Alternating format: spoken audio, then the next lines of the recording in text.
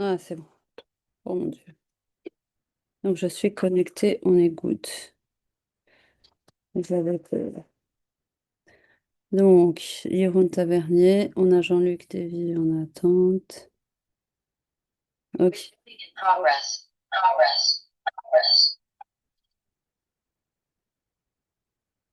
Est-ce que tu m'entends? T'es en mute? Oui, je t'entends. Ok.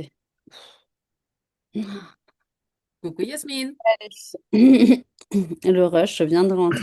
On a déclassé C'est pendant bien, une petite trois giclée jours. d'adrénaline, ça fait du bien. Je sais pas. Ça manquait. On m'a mis un nouvel ordi. On m'a acheté un nouvel ordi. Je l'ai mis en place. J'avais pas tous mes codes. Enfin, tout un truc, quoi. Tu veux qu'on commence à quelle heure exactement? Bah, c'est 20 h. Là, on a déjà en salle d'attente Jean-Luc Dévy qui est pas DM fonctionnel encore. Il attendait ton webinar pour. Mhm. Père Lorionnet qui est en invité. J'ai eu beaucoup de demandes de replay parce que les gens ne peuvent pas se connecter. Ferry, machin. J'ai docteur Boulanguiez qui a que 4 patients qui va se connecter un tout petit peu en retard parce qu'elle finit à 20 h, donc le temps de se poser. Mhm. Elle a que 4 patients, donc l'idée c'est vraiment de mettre la sauce pour que les gens en font, que c'est trop bien, c'est génial. J'ai pas eu le temps de télécharger le WeTransfer, donc je fais confiance à nos années de travail Ok. ensemble. Ah, Yasmine Agnès, j'ai mis vos numéros de WhatsApp à la fin. J'ai bien fait? Ouais, Pas de problème. nickel. Ah, attends, j'ai peut-être mis ton perso. Ouais, mon perso sur DM fonctionnel. Ouais, c'est bon, ok. Ouais, parce que le pro, DM fonctionnel, il faut que je sois super réactif, sinon les gens ils ont l'impression de mourir. Alors, ah oui, on est en train d'enregistrer en même temps. D'accord, c'est bien. Bon, je cutterai cette partie. Voilà. Quoi d'autre? Purée, je l'ai pas mis sous format Zoom. Du coup, les gens, ils vont voir qu'on est 4 personnes ou 5 personnes et pas 18. Qui est chiant. Hum, Les gens de l'équipe, je pense qu'ils vont voir un replay parce qu'on a fait une réunion. Là, et Morgane, elle avait l'air épuisée. Morgane est au bout de sa vie. Ouais, Tammy, elle avait pas l'air fraîche non plus, hein. Non. Morgane est au bout de sa vie aujourd'hui. Donc ça allait pas très bien.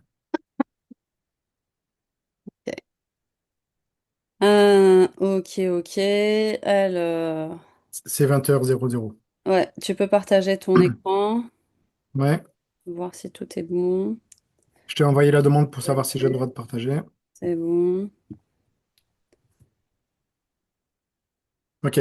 Qu'est-ce qu'on fait? On coupe la caméra comme. Ah merde, du coup, je vois plus Zoom. Mais je vois pas ton écran de toute façon. Ah bon? Non, on a Christophe House. Ah, ok, ouais, c'est bon, voilà. Là, c'est bon? Là, c'est bon, tu mets en grand écran.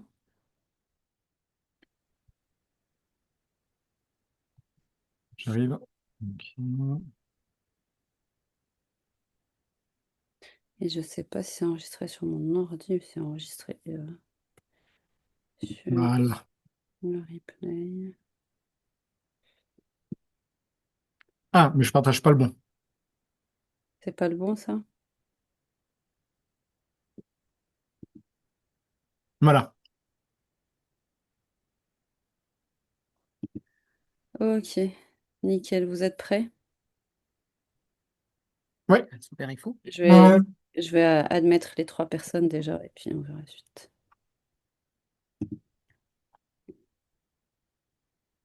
Super.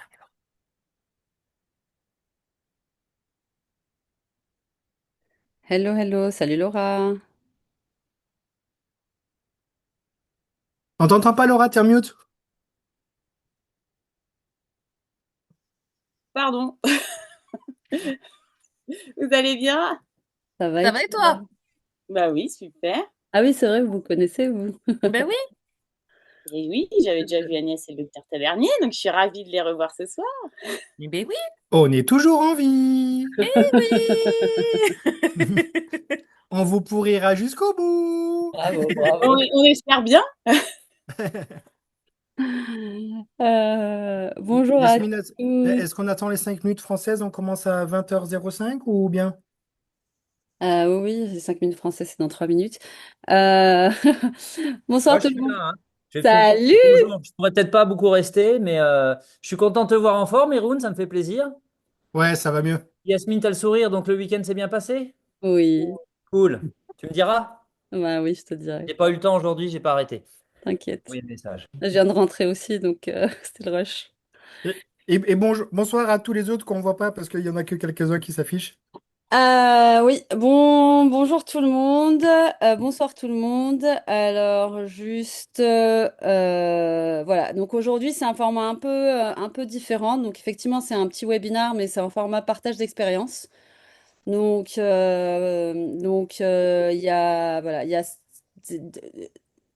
quasiment que des DM functional users. C'était fait exprès pour justement partager l'expérience. Alors, on va pas aller sur le tableau de bord DM fonctionnel parce que pour ceux qui sont utilisateurs, ils savent déjà comment ça fonctionne. L'idée vraiment ici de cette petite table ronde que j'aimerais vraiment perpétuer avec les partages d'expérience de chacun pour ceux qui veulent le faire. Et en fait, c'est vraiment d'avoir comment le gérer. Parce qu'aujourd'hui, on démarre le DM fonctionnel, on est content parce que c'est un outil génial et qui justement, voilà, ça marche, on cadre les patients, ils sont accompagnés. Mais par contre, il faut ce petit plus pour dire, OK, bon, finalement, mon patient, il télécharge pas l'appli, mon patient, il fait pas son auto-évaluation, mon patient, est-ce qu'il se connecte tous les jours pour faire ou quoi, comment on gère, est-ce qu'on voit les vidéos ou pas? Enfin, beaucoup d'entre vous avaient beaucoup de questions. Et c'est pour ça, donc voilà, donc on a démarré aujourd'hui avec Dr Tavernier et Agnès, son assistante, qui gère exclusivement le DM fonctionnel. Elle fait pas le DM normal, il y a une autre DMC pour ça. Et en fait, donc l'idée, c'est vraiment d'avoir ce partage docteur et assistante, comment gérer les patients. Bien entendu, j'insiste vraiment sur le fait est que c'est leur propre façon de faire. Donc l'idée, c'est que chacun prenne un petit peu de ce qui est compatible avec son cabinet et de faire en sorte que voilà, on puisse améliorer un petit peu les différentes pratiques par rapport à ça. Et bien entendu, donc voilà, n'hésitez pas à prendre la parole, à poser vos questions, soit par écrit, soit justement en vous démutant, si je peux conjuguer ça comme ça. Et, et après, et voilà. Donc il y a pas mal de personnes aussi qui ont demandé le replay parce que l'horaire ne fonctionnait pas pour différentes raisons. Donc ça va être cool. Voilà. Ben écoutez, je vous laisse avec Yeroun, je suis là de toute façon. Yeroun, peut-être tu peux, pour ceux qui, alors, la majorité te connaissent, mais pour ceux qui ne te connaissent pas, juste partager rapidement combien de praticiens, combien d'assistantes et combien de fauteuils. Ta proportionnalité adulte et enfant, peut-être. Je pense que c'est bien par rapport au projet. Et un petit peu, on va parler un petit peu de l'historique aussi de tout ça. Alors, avec plaisir, je vais le présenter quand je présenterai le cabinet à ce moment-là. Ok, ça marche. Donc, comme disait Yasmine, ce soir, c'est vraiment la présentation des protocoles qu'on utilise nous au cabinet. C'est notre façon de voir, c'est notre façon de faire. Après, chacun prend ce qu'il veut ou ce qu'il veut pas, mais avec ce qu'on va présenter ce soir, c'est vraiment, comme disent les anglo-saxons, du pain et du beurre. Moi, je dis, c'est les pantoufles que vous pouvez mettre demain matin et vous avez vraiment tout notre façon de travailler. Si vous avez des questions, j'y répondrai avec grand plaisir. N'hésitez pas à les poser pendant le webinaire ou sur le chat que Yasmine surveille ou alors à la fin du webinaire. Je serais ravi d'y répondre. Et vraiment, le but, c'est de faire quelque chose en toute transparence pour que, à la limite, vous puissiez regarder ce webinaire et demain matin, remplacer Agnès si elle est en arrêt maladie, mais que vous avez vraiment tous les éléments pour tout faire, de A à Z. C'est pas prévu. Yasmine m'a demandé de bien préciser que c'est notre façon de travailler ici au cabinet. Chacun peut avoir des points de vue différents. Et je n'aurai à aucun moment de ce webinaire la prétention d'expliquer à quelqu'un comment est-ce qu'il doit faire. C'est vraiment comment est-ce que nous, on fait ça avec Agnès et le reste de l'équipe au cabinet. Et si vous aussi, vous voulez partager votre expérience, vous êtes plus que bienvenus parce que c'est dans la construction et le travail ensemble qu'on apprend à évoluer. Chaque cabinet doit adapter ses protocoles. Ça sert à rien de prendre les protocoles qu'on a nous et de le photocopier dans votre cabinet parce que ça reflètera pas votre façon de travailler et ça reflètera pas votre façon de voir l'orthodontie. Nous, notre façon de voir l'orthodontie, c'est que pour ceux qui ont déjà suivi des webinaires avec moi, ça sert à rien de réinventer la roue tous les jours. Ça sert à rien de recalculer quelque chose qu'on a déjà calculé, ni de réfléchir à un protocole qu'on a déjà mis en place. Et c'est pour ça que, avec l'équipe de Dental Monitoring et aussi en grande partie avec Agnès, nous avons monté les arbres décisionnels pour que l'énorme majorité des situations puissent se retrouver là-dedans. Il y a quelque chose qui nous transcende au niveau du cabinet, c'est que la qualité, c'est pas quelque chose qui est optionnel. La qualité du traitement, pour nous, c'est vraiment ce qu'on recherche en premier. Et pour nous, l'objectif, c'est que le traitement soit réussi. Et pour que le traitement soit réussi, il faut que le traitement soit suivi. C'est-à-dire que dans notre façon de voir, et là aussi, encore une fois, c'est bien notre façon de voir, on ne peut pas juste dire, OK, voilà, on a une super application, quelle que soit la superbitude de cette application, on vous donne cette superbe application et débrouillez-vous, essayez de survivre avec ça. Non, non, il faut qu'on soit derrière les fesses des patients pour que si jamais ils ne fassent pas les exercices, qu'ils ne les fassent pas correctement, qu'ils ne les fassent pas régulièrement, il faut qu'ils le sentent. S'ils ont des difficultés, il faut qu'on arrive à les détecter. Il faut aussi s'adapter. Notre particularité dans notre cabinet, c'est qu'on a des dentistes pédiatriques qui sont juste à côté. On partage la salle d'attente. Donc ça, c'est super génial parce que ça nous permet d'avoir des petits patients jeunes. Ils font aussi des soins spécifiques et ça, c'est toujours un challenge aussi pour nous pour voir les patients avec des situations de handicap plus ou moins poussées, pour les suivre. Et c'est à chaque fois un challenge parce qu'il va falloir adapter notre façon d'expliquer, notre façon de suivre les traitements en fonction de ces particularités. Donc, on a une large palette de patients. Dans notre façon de voir l'orthodontie, donc on a la phase 1 et la phase 2. La phase 1, quand il reste encore des dents de lait. Donc, ça peut être ou que des dents de lait ou en dentition mixte. Notre objectif, c'est d'obtenir une classe d'angle qui soit inférieure à 3 mm, ou une classe 2 inférieure à 3 mm, ou une classe 3 inférieure à 3 mm. Un surplomb antérieur qui soit positif, donc pas de béance, et inférieur à 5 mm. Assez de place pour permettre l'éruption de toutes les dents, avoir un recouvrement antérieur. Et cette phase 1, nous, notre objectif, c'est de le facturer sur 1 ou 2 semestres. Alors, parfois, on va le facturer sur 2 semestres, mais on va continuer un petit peu dans la durée. On le verra au niveau de la facturation. Si on arrive à obtenir ces points-là, dans l'énorme majorité des cas, la phase 2 doit largement pouvoir se traiter avec les 4 semestres restants. C'est-à-dire, si le patient est en classe 1 ou quasiment en classe 1, si elle a la place pour toutes les dents pour sortir, grosso modo, il va rester peut-être un petit peu de classe angle à corriger et un petit peu de rotation à corriger. Mais le traitement d'or, on va dire, au cabinet, c'est une phase 1 entre 6 à 12 mois et une phase 2, souvent avec des aligneurs, là aussi 6 à 12 mois. Je reviens sur un point que je disais tout à l'heure, c'est la qualité n'est pas optionnelle. L'objectif, c'est de réussir, et pour réussir, il faut avoir un suivi. Eh bien, pour avoir un suivi, eh bien, il faut du temps. Agnès, elle fait pas que ça, mais elle fait ça en très très grande partie quand Oui. même. Et du coup, il faut aussi des sous. Eh bien, parce que une Agnès, ça coûte cher. Oui. Ça coûte cher et il faut pouvoir la payer. Donc, pour pouvoir la payer, eh bien, il faut, c'est tout bête hein, comme raisonnement, il faut que le cabinet soit payé. C'est-à-dire que il faut dire les choses comme elles sont. En France, c'est souvent tabou l'argent, mais il faut facturer quelque chose aux patients. Il faut pouvoir facturer des semestres aux patients. Donc Yasmine m'a demandé de décrire le cabinet. Nous, on a créé le cabinet en février 2018. Actuellement, je suis seul praticien. J'ai 3, bientôt 4 assistantes. Il y en a 4 ou 5 en administratif. Sont deux Entre, administratifs. euh, alors, on a une co-gérante, on a une responsable administrative, on a une secrétaire, on est en train d'engager une deuxième secrétaire. On a une petite particularité dans le sens où on a un laboratoire numérique directement intégré au cabinet. Donc, j'ai 5 laborantins, on produit nos propres aligneurs, on produit nos propres appareillages fixes, etc. C'est une philosophie que j'avais gardée de la Nouvelle-Calédonie quand j'ai travaillé là-bas, c'est-à-dire d'être au maximum autonome avec mon équipe sur le maximum de points possibles. Donc, on a créé le cabinet, on l'a ouvert pardon, en février 2018 et très tôt, on a commencé avec l'éducation fonctionnelle. Là, c'est avec Orthoplus, mais les raisonnements que je vais donner ici peuvent tout à fait s'appliquer avec d'autres sociétés. En septembre 2018, j'ai eu la chance de rencontrer Sébastien Lissens et son équipe, dont je vous ai donné le QR code si jamais la formation vous intéresse, sur des formations de 2 fois 2 jours. C'est extrêmement intéressant parce que dans son équipe, il a aussi bien des logopèdes, alors sur les noms wallons pour dire orthophoniste. Sébastien, il a été assistant dentaire pendant quelques années. Il a aussi une orthodontiste, donc c'est une équipe qui est pluridisciplinaire et c'est vachement bien parce que c'est une formation qui n'est pas destinée pour les orthodontistes à la base, mais c'est une formation qui est destinée aux logopèdes, justement pour apprendre à utiliser l'éducateur fonctionnel. Donc moi, des fois, il y a des choses que j'ai pas très bien comprises, mais par contre, j'ai énormément appris parce que ce sont des choses d'un autre métier et que, en fait, j'ai pas vu pendant ma formation. Donc ça m'a énormément fait avancer. En octobre 2024, avec la gentille participation de Dental Monitoring et l'UFSBD, on a commencé à faire des dépistages oromyo-fonctionnels avec l'intelligence artificielle de Dental Monitoring en école, dans le cadre des dépistages. En décembre 2026, on a commencé à utiliser The Tongue Teacher. Oui. Et en octobre 2026, on va commencer à utiliser la puissance de l'intelligence artificielle de Dental Monitoring pour des missions humanitaires, pour faire des dépistages massifs de toute la population.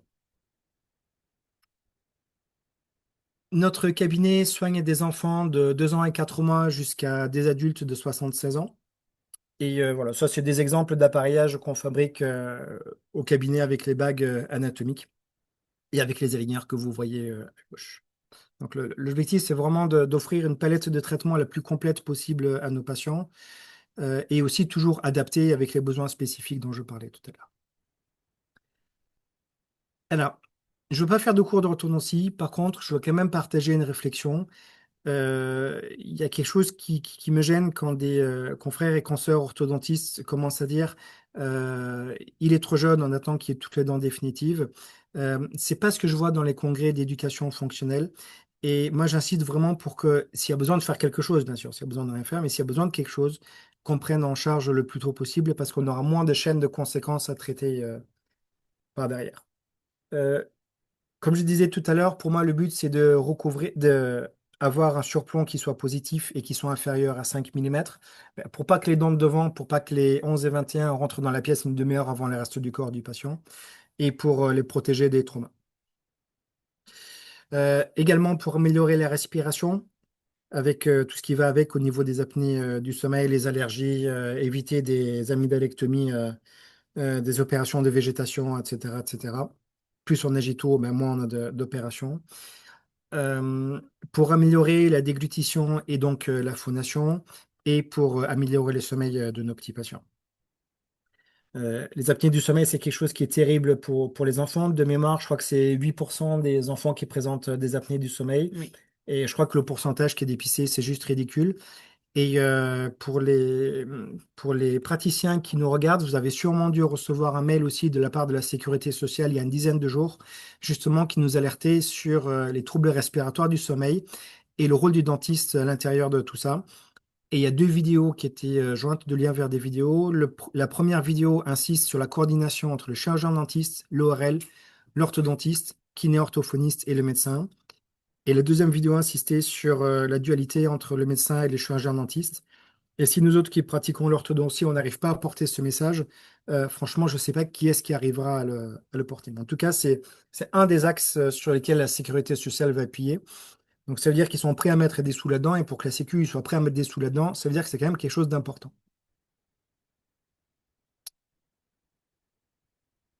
Tout commence par l'explication au patient. Un patient motivé, c'est un patient qui va bien faire le travail. Un patient qui n'est pas motivé, c'est un patient qui va mal faire le travail. Donc, le premier objectif, c'est de motiver le patient. Donc, pour motiver le patient, il faut le sensibiliser. Le patient, il est patient, il n'est pas praticien. Il ne peut pas savoir tout ce qu'on sait, il ne peut pas avoir toutes les connaissances d'Agnès. Bah non.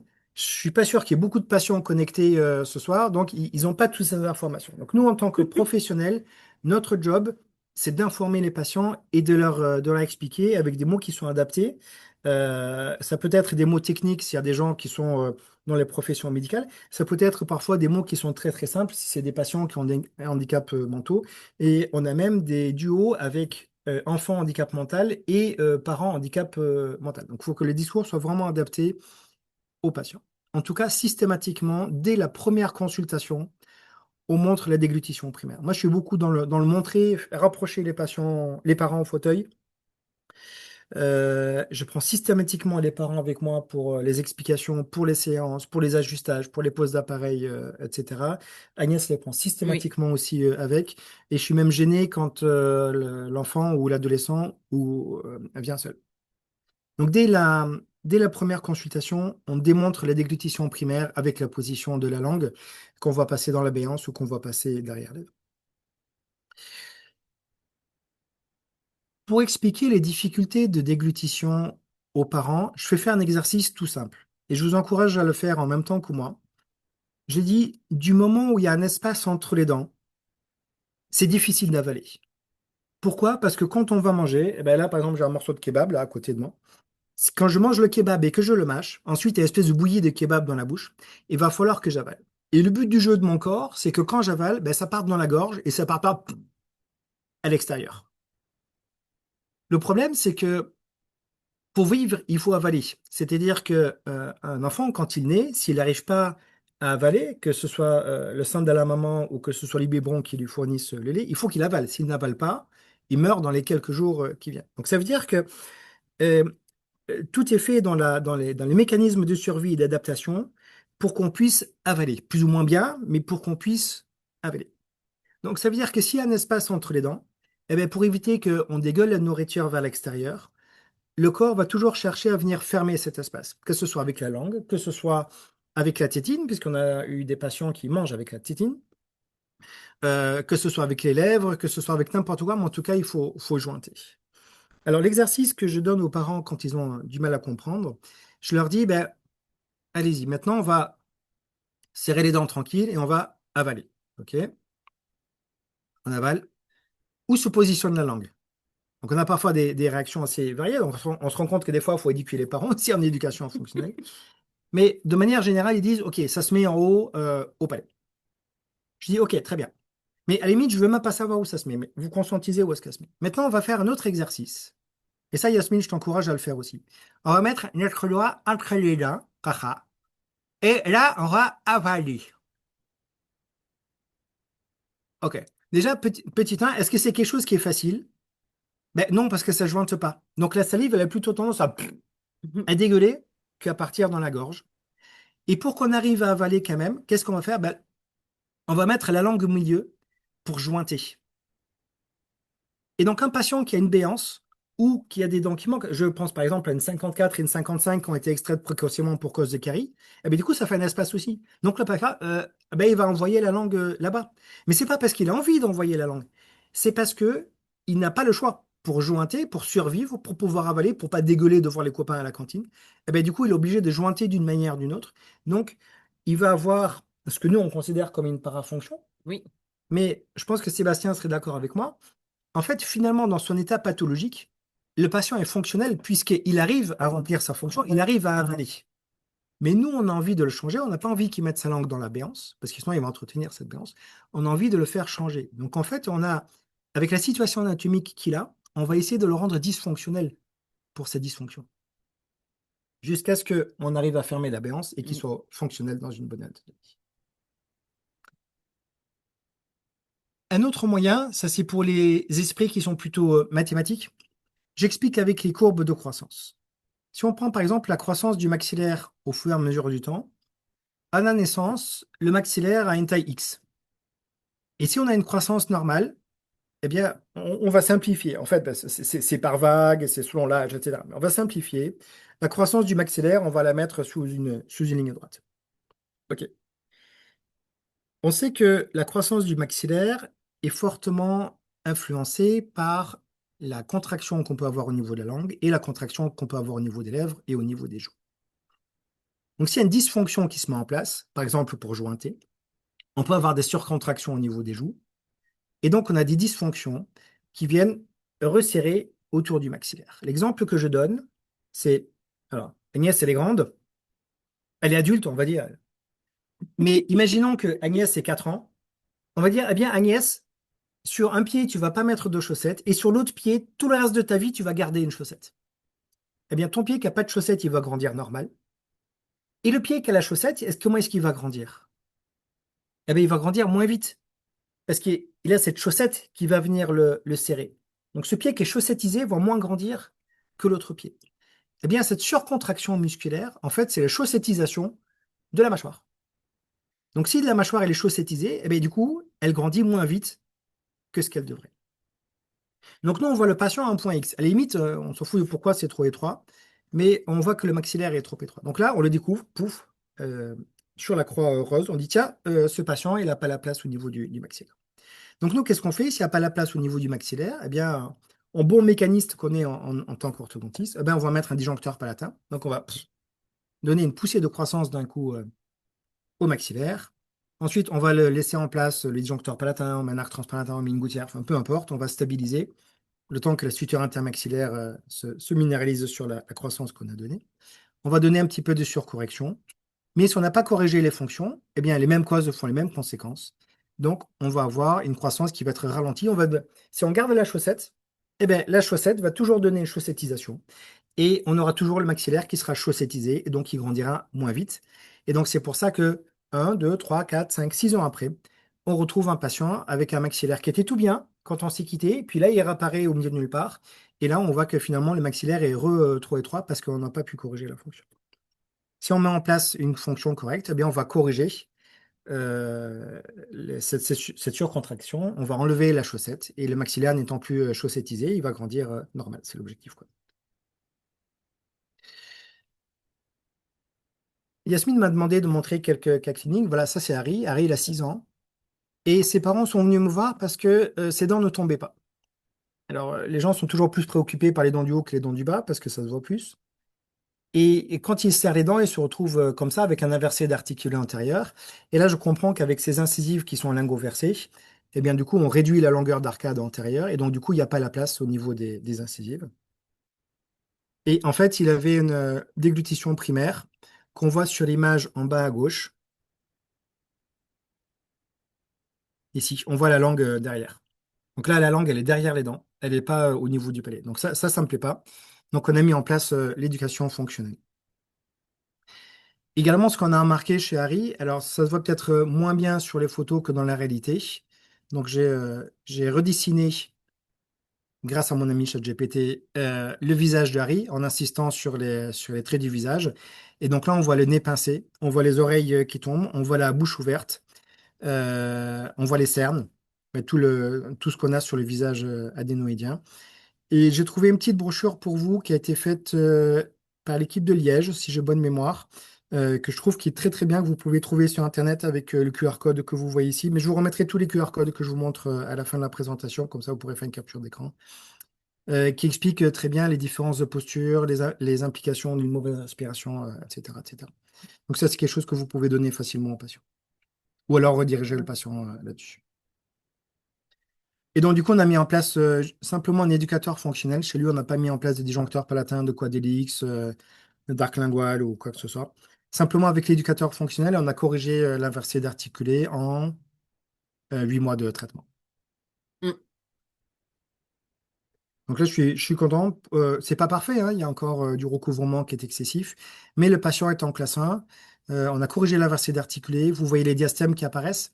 Au départ, on n'a pas du tout des diastèmes entre les incisives maxillaires. À la fin, on a des diastèmes. Là, on va avoir la place pour que les dents définitives sortent. Pour moi, c'est une phase 1 qui est réussie. Il y a la place pour que les dents sortent dans un bon environnement. Donc, a priori, je ne devrais pas trop avoir de problème. Et ça, c'est un patient que je suis très heureux de voir en phase 2. Donc là, c'est encore un petit peu récent, mais que je verrai avec probablement des aligneurs juste pour corriger les rotations. Mm. Et qui est ravi quand il me croise dans la rue. Oui, oui, parce qu'on a sacrément amélioré l'esthétique du sourire et les contents, ce petit garçon. Alors ça, c'est Candice. Alors Candice, c'est un dossier qui m'a été transféré. Donc, elle est arrivée comme ça avec des multi-attaches. Donc là, elle est en dentition mixte. On a toutes les incisives définitives qui sont sorties et les premières molaires. Et la consoeur avait mis en place des ressorts pour pousser les incisives en avant pour créer de la place, comme on voit sur l'image en bas à gauche. Et on voit sur le tracé céphalométrique qu'on a une inclinaison de l'incisive maxillaire qui est quand même vachement vestibulo-versée. Euh, Entre parenthèses, la photo en bas à gauche, c'est une photo que nous on prend de manière standard lors du bilan, lors de la première consultation. Une photo en contre-plongée, parce qu'on voit vachement bien le surplomb qu'ont les patients. Et c'est pas évident de le voir sur les autres photos. Et ça, c'est quelque chose qui leur parle bien aux parents, parce qu'on leur montre avant qu'il y a un surplomb qui est excessif, et à la fin du traitement, on voit qu'il y a un contact entre les incisives du haut et les incisives du bas. Alors, je vais relancer la vidéo parce qu'elle a vraiment du mal à déglutir, hein, cette petite patiente. Donc ça, c'est des exercices qui avaient été filmés sur le chat de Dental Monitoring avant qu'on ait Tongue Teacher. Oui. Elle a du mal, hein. Il faut vraiment qu'elle se concentre et elle avance la tête. Donc là aussi, j'ai retracé, on voit bien les cernes, comme j'ai expliqué tout à l'heure. Et donc là, j'avais déposé le multi-attache, j'avais mis en place un arc transpalatin pour garder le leeway space. Et pareil, on l'a traité par éducation fonctionnelle. Et là, on a dans de bonnes conditions, les incisives sont bien placées, il y a les canines qui sont en train de sortir, elles sont en train de sortir au bon endroit. On a gagné un petit peu de place avec l'arc transpalatin, enfin plutôt on n'en a pas perdu. Donc ça nous a permis de nous mettre dans de bonnes conditions. Et voilà, moi je suis heureux de voir cette patiente en phase 2 avec des aligneurs. Il reste quoi? Il reste, on va appeler ça 2 millimètres d'encombrement maxillaire, de 3 millimètres peut-être à la mandibule. Ça, c'est quelque chose qu'on traite très facilement avec des aligneurs. On lui a rendu un grand service, je pense. En à peu près une année 13 mois, de traitement, 13 mois de traitement. Voilà, un troisième et dernier cas, parce que je ne veux pas vous saouler avec ça, des cas comme ça, on en a plein, plein, plein. Léonie qui était venue me voir à 4 ans, parce qu'elle était tombée, pêcheur, la petite, et elle avait mal. Elle s'était enfoncée une incisive, elle s'est cassée l'incisive d'à côté. Donc, en première fois, je l'ai vue en consultation d'urgence suite à un trauma, fracturé la corticale vestibulaire. Donc, on a géré le trauma, et ensuite, dans un deuxième temps, on l'a fait revenir pour un bilan orthodontique. Alors, je vous ai mis la téléradiographie de profil en bas à gauche. Alors, je pense que vous aurez du mal à la lire. Enfin, en tout cas, moi, j'ai beaucoup de mal à la lire. Et pourquoi? Parce qu'en fait, la patiente a bougé. Et ça, c'est intéressant. Parce que un patient qui respire mal, c'est un patient qui dort mal. Un patient qui dort mal, c'est un patient qui a du mal à se réveiller. C'est comme si nous, si on va en boîte de nuit jusqu'à 2 heures du matin, tous les jours de notre vie, et qu'à 7 heures moins le quart du matin, notre maman nous réveille en disant dépêche-toi, c'est l'heure d'aller à l'école, et vite, vite, vite, habille-toi, prends le petit déjeuner, allez, tu vas te rendre en retard pour le bus.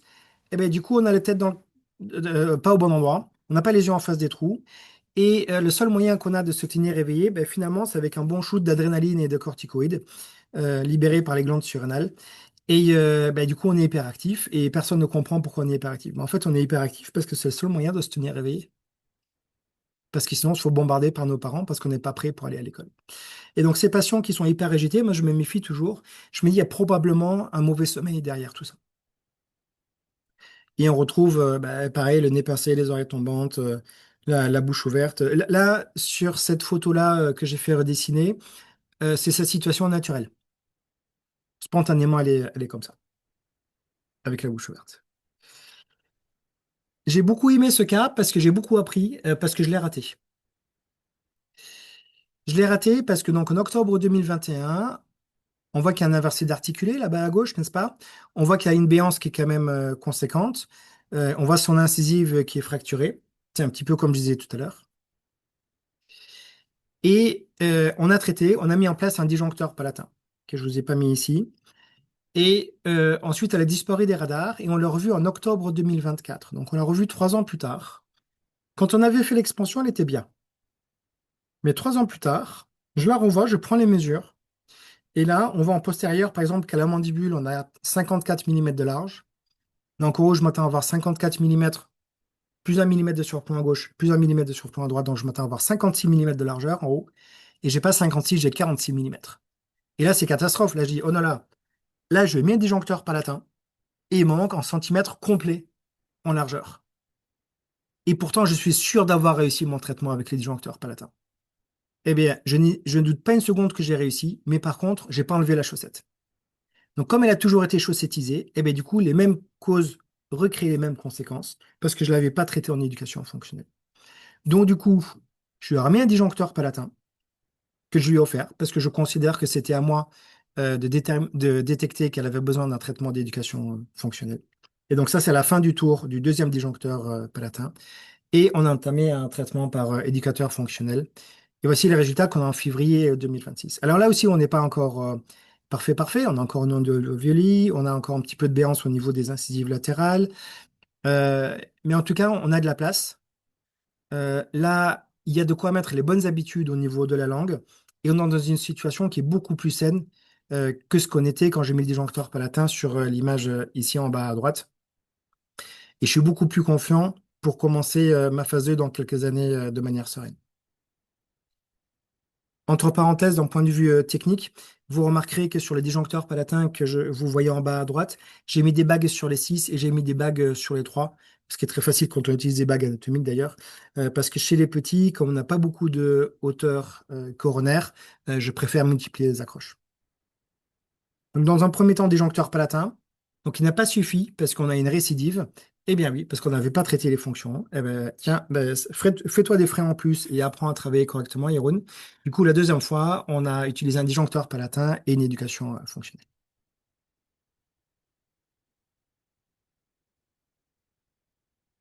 Maintenant, je vais vous parler de l'arbre décisionnel. Alors, je pourrais vous l'envoyer comme ça, mais comme ce serait pas très sympa de ma part, je vais revenir dessus en détail et je vais vous expliquer comment est-ce qu'on est venu à ce raisonnement-là. Mais la base, tout est là-dessus. Ça, c'est la vérité de l'univers. Il y a que toi qui vas comprendre ce petit arbre décisionnel, Agnès, quoi. Oui, je Oui, veux dire, moi aussi, je le comprends. J'ai essayé, j'ai pas réussi. donc ça veut dire que dans cet univers, cet univers, il existe des gens assez fous pour comprendre ce que je veux dire. Ça fait peur. Donc, j'utilise pas toujours un disjoncteur palatin, mais j'utilise quand même très régulièrement. En tout cas, s'il y a besoin d'un disjoncteur palatin, c'est la première chose que je fais. Utiliser un disjoncteur palatin. Là aussi, encore une fois, c'est ma façon de voir les choses. J'aurais pas du tout la prétention de faire un cours d'orthodontie. Là, je fais un partage d'expérience pour expliquer comment est-ce que moi et mon équipe, on travaille au cabinet. Mais quand il y a un disjoncteur palatin, c'est la première chose qu'on met en place. Parce que de mon point de vue, et encore une fois, c'est mon point de vue uniquement, de mon point de vue, si le maxillaire est étroit, le palais est étroit. Si le palais est étroit, les fosses nasales sont étroites. Si les fosses nasales sont étroites, on a du mal à respirer par le nez. Si on a du mal à respirer par le nez, on va plus respirer par la bouche. Si on respire plus par la bouche, eh bien, il n'y a pas la filtration du nez, ou en tout cas moins. Du coup, ben, toutes les saletés, au lieu d'être filtrées par le nez, elles vont directement sur les amygdales qui font le job. Les amygdales, c'est un foyer de globules blancs pour désinfecter. Et bien, eux, ils disent, punaise, les gars, on a plein de pollen, on a des bactéries, on a des virus, on a des poussières, etc., qui nous viennent sur le coin de la figure. Ben, nous, on va grandir, on va recruter des globules blancs. Venez, venez, les gars. Et du coup, ça va gonfler. Là, on entre dans un cercle vicieux.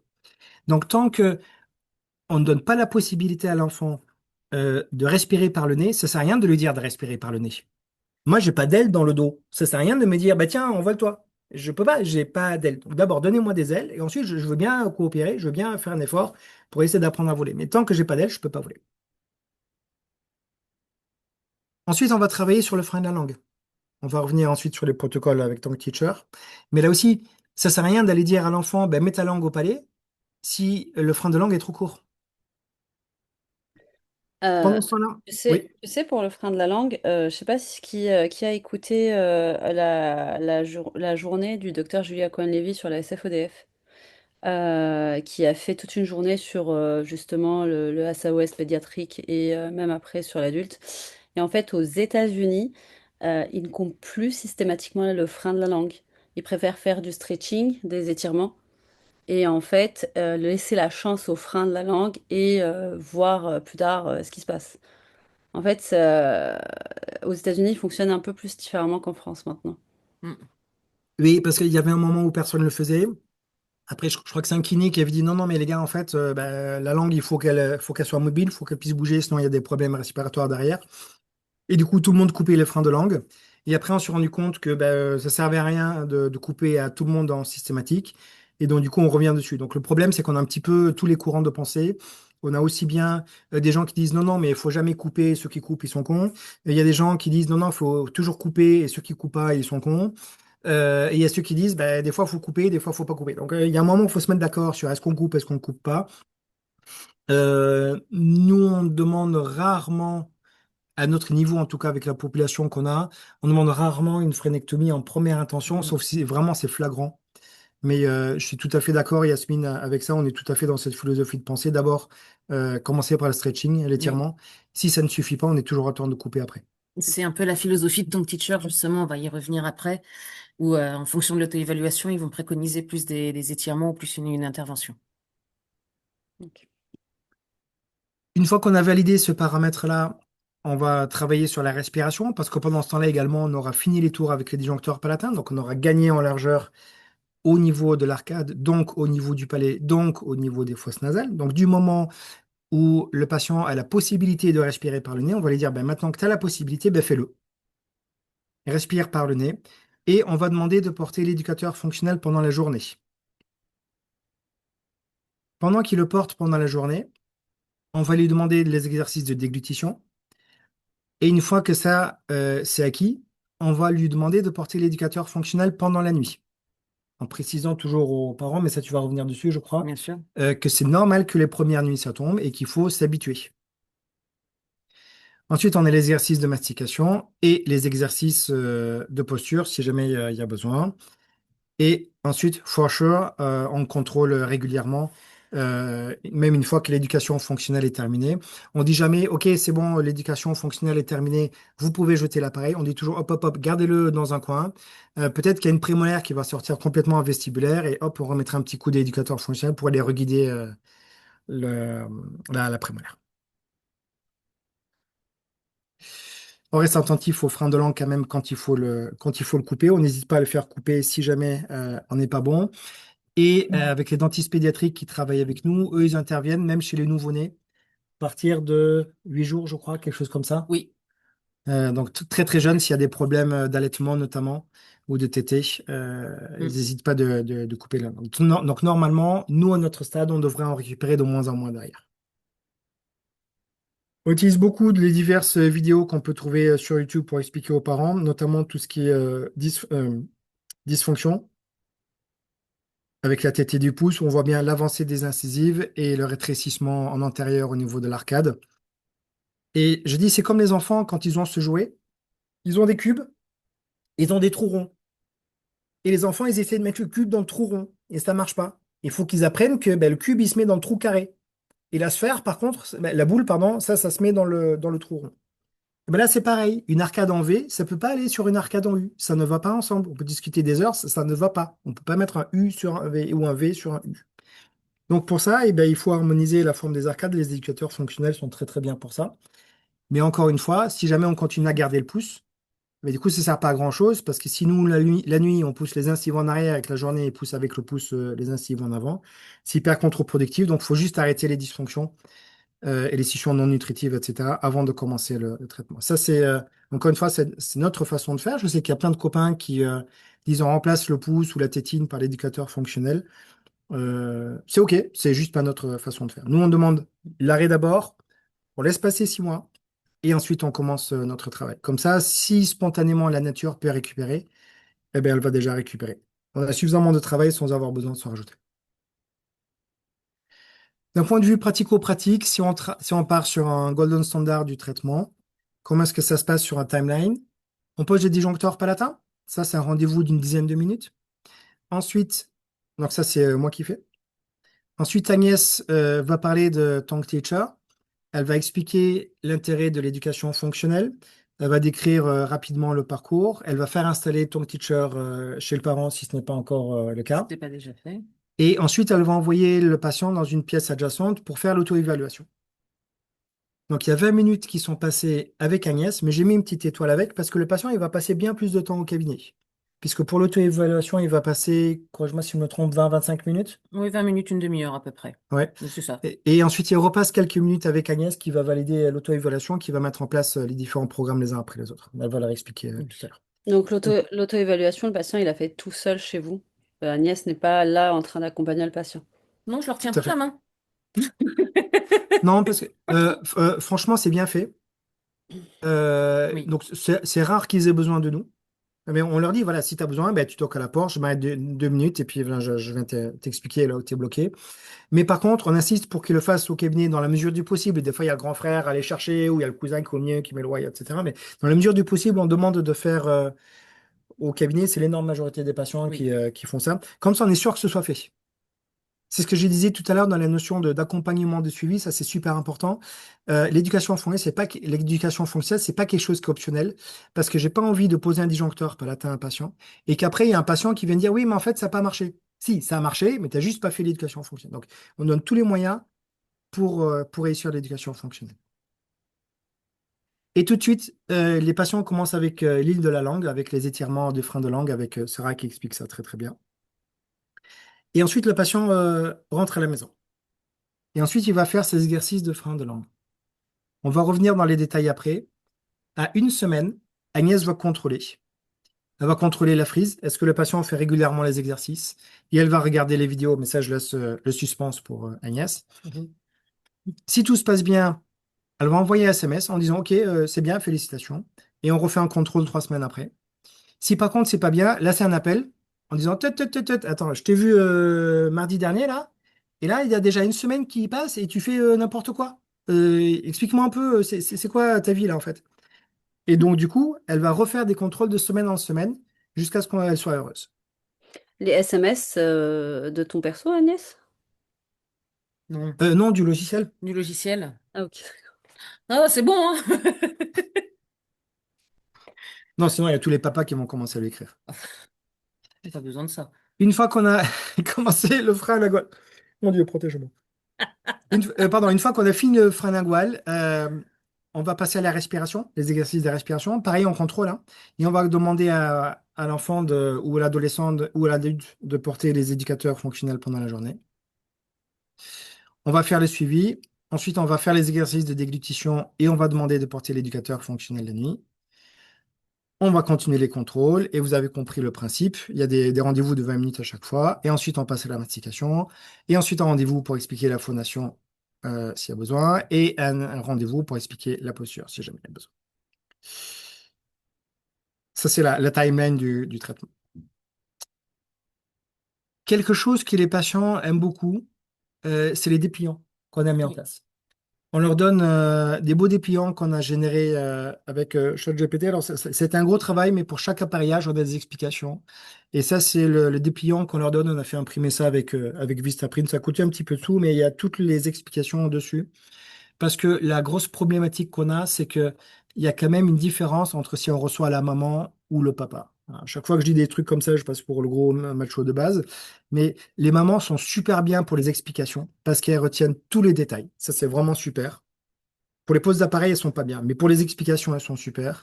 Et les papas, c'est tout l'inverse. Pour les poses d'appareil, ils sont vraiment super parce qu'ils sont extrêmement pragmatiques et très terre à terre. Par contre, pour les explications, ils sont nuls. C'est-à-dire que quand ils rentrent le soir à la maison pour expliquer à madame, mais pourquoi ça coûtait 200 euros pour les bilans, et qu'est-ce qu'ils t'ont expliqué? Ah, là, il ne sait plus réexpliquer. Et donc là, du coup, la maman dit, ah, tout ça, 200 euros pour pas savoir ce qu'il faut faire, c'est pas top. Donc du coup, on leur donne les supports de communication sur lesquels tout ce qu'on a dit et réécrit. Comme ça, ou le papa dit, ah oui, tiens, c'est vrai, il m'a dit ça, et il le donne. Soit il donne les dépliants là à maman, et donc du coup, elle a déjà un minimum d'explication. Donc ça, c'est le protocole qu'on a mis en place suite à la formation au Roméo. Ça, c'est Sébastien et Brigitte au cabinet. Donc, la pose du disjoncteur, exercice de frein lingual.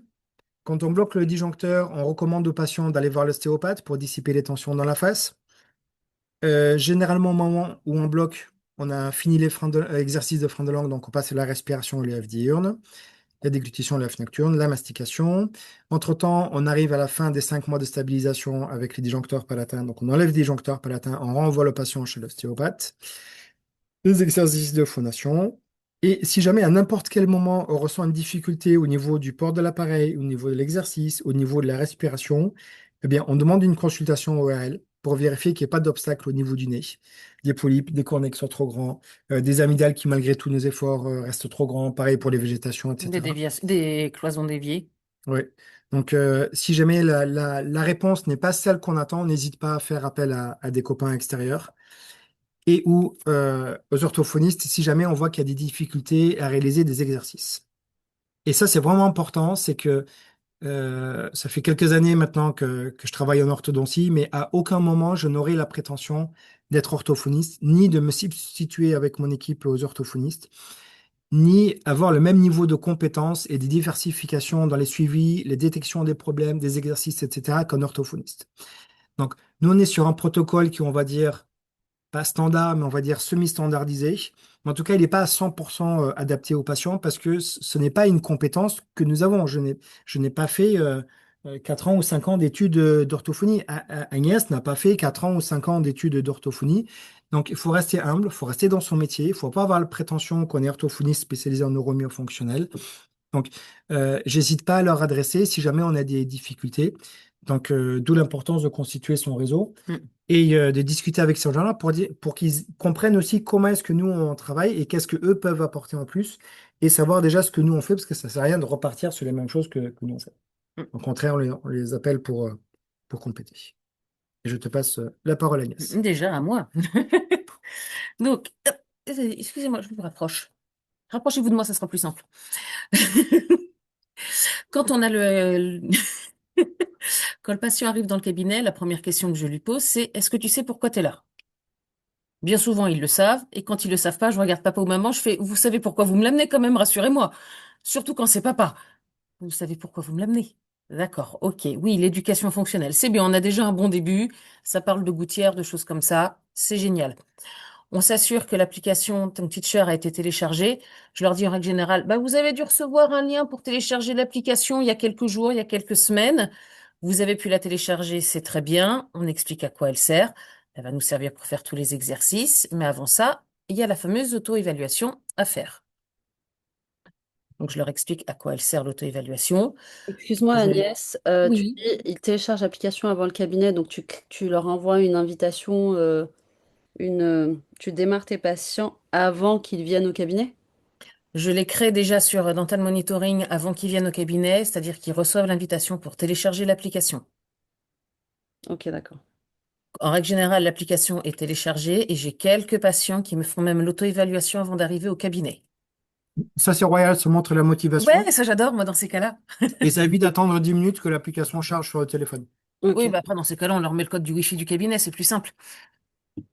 Mais voilà, après ça, c'est de l'intendance interne au cabinet. Je leur explique que l'auto-évaluation, moi, je récupère les résultats en temps réel déjà de façon synthétisée et que ça nous propose effectivement les exercices qui seront à faire ensuite. Je leur dis que bien évidemment, les exercices sont à faire et que bah, c'est OK si on n'arrive pas à faire certains exercices. C'est pas grave. Beaucoup d'enfants sont rassurés quand je leur dis c'est OK si tu n'y arrives pas, c'est pas grave. C'est pas grave. Il n'y a pas de mauvaise réponse, il n'y a que des bonnes réponses, celles que tu donnes. Et déjà, à partir de là, on voit les enfants qui sont soulagés, les parents aussi, et des sourires. Parce qu'ils disent, ça va bien se passer. Ceux qui peuvent faire l'auto-évaluation, dans la majorité des cas, on les installe tranquillement en salle de réunion, où je leur dis, en plus, vous avez accès à des canapés, vous allez être super bien installés, profitez-en. Il faut avoir des canapés, quoi. Oui, c'est un petit plus. Après, une salle où ils Rigole. sont bien installés, où ils sont tranquilles, où, voilà. Je tiens juste à préciser, l'auto-évaluation adulte, elle dure 10 minutes. L'auto-évaluation enfant, aujourd'hui, elle dure entre 20 et 30 minutes en fonction de l'enfant quand la rapidité de le faire. Par contre, ça arrive dans quelques jours, en tout cas courant juin, de ton teacher, il divise l'auto-évaluation en deux. Et comme ça, en fait, on fait des programmes plus légers pour les enfants. D'accord. Donc, une fois que l'auto-évaluation est terminée, comme disait le docteur Tavernier, je les reprends avec moi au cabinet. Je leur dis, bah voilà, l'auto-évaluation est terminée. Je leur montre les programmes qu'ils ont à réaliser. Euh, Frein lingual, ventilation, déglutition, mastication, phonation, etc. S'il y a besoin, la posture et tout ce qui est parafonction, ceux qui rongent les ongles, qui prennent le pouce, les petits qui ont encore le biberon ou la tétine. Les exercices de frein lingual, comme je leur dis, ça nous permet de s'assurer qu'après, il n'y aura pas de frein, sans vilain jeu de mots, au port de l'éducateur fonctionnel. Alors, une petite précision. Nous, on a choisi de demander systématiquement les exercices. Comme je disais, j'ai pas la prétention d'être orthophoniste. J'ai pas les connaissances, j'ai pas la formation. Donc moi, j'estime que je sais pas déterminer si le frein est suffisamment long ou pas. Je sais qu'il y a des formations, je connais les moyens qu'il y a, etc. Mais j'ai pas cette prétention-là. Et on demande de faire les exercices pour le frein lingual, juste pour s'assurer que c'est pas un paramètre qui nous embête. Mm. Pour être sûr que là, on a fait le job, on a un bon frein. Les patients, donc, on les voit à une certaine semaine. Cette semaine, nous sommes la semaine 23-24. On va y revenir un petit peu après. Et je les check une semaine après et 3 semaines après. Je vous parle de checker les patients. Comment je fais? J'ai pas un agenda où je note chaque jour vérifier patientèle, vérifier Mathéo, vérifier Laura, vérifier Yeroun, vérifier Pierre-Paul Jacques. Non, heureusement sur DM Fonctionnal, on a la possibilité de rajouter des labels pour les patients. Et ça, honnêtement, il faut s'en servir un maximum. Enfin, personnellement, ça m'aide énormément. Vous avez là, c'est notre dashboard, c'est les labels que j'ai, c'est les numéros des semaines, c'est est-ce que je dois appeler les patients, comment ça se passe? Par exemple, là, on a notre petit patient là qu'on vous présente.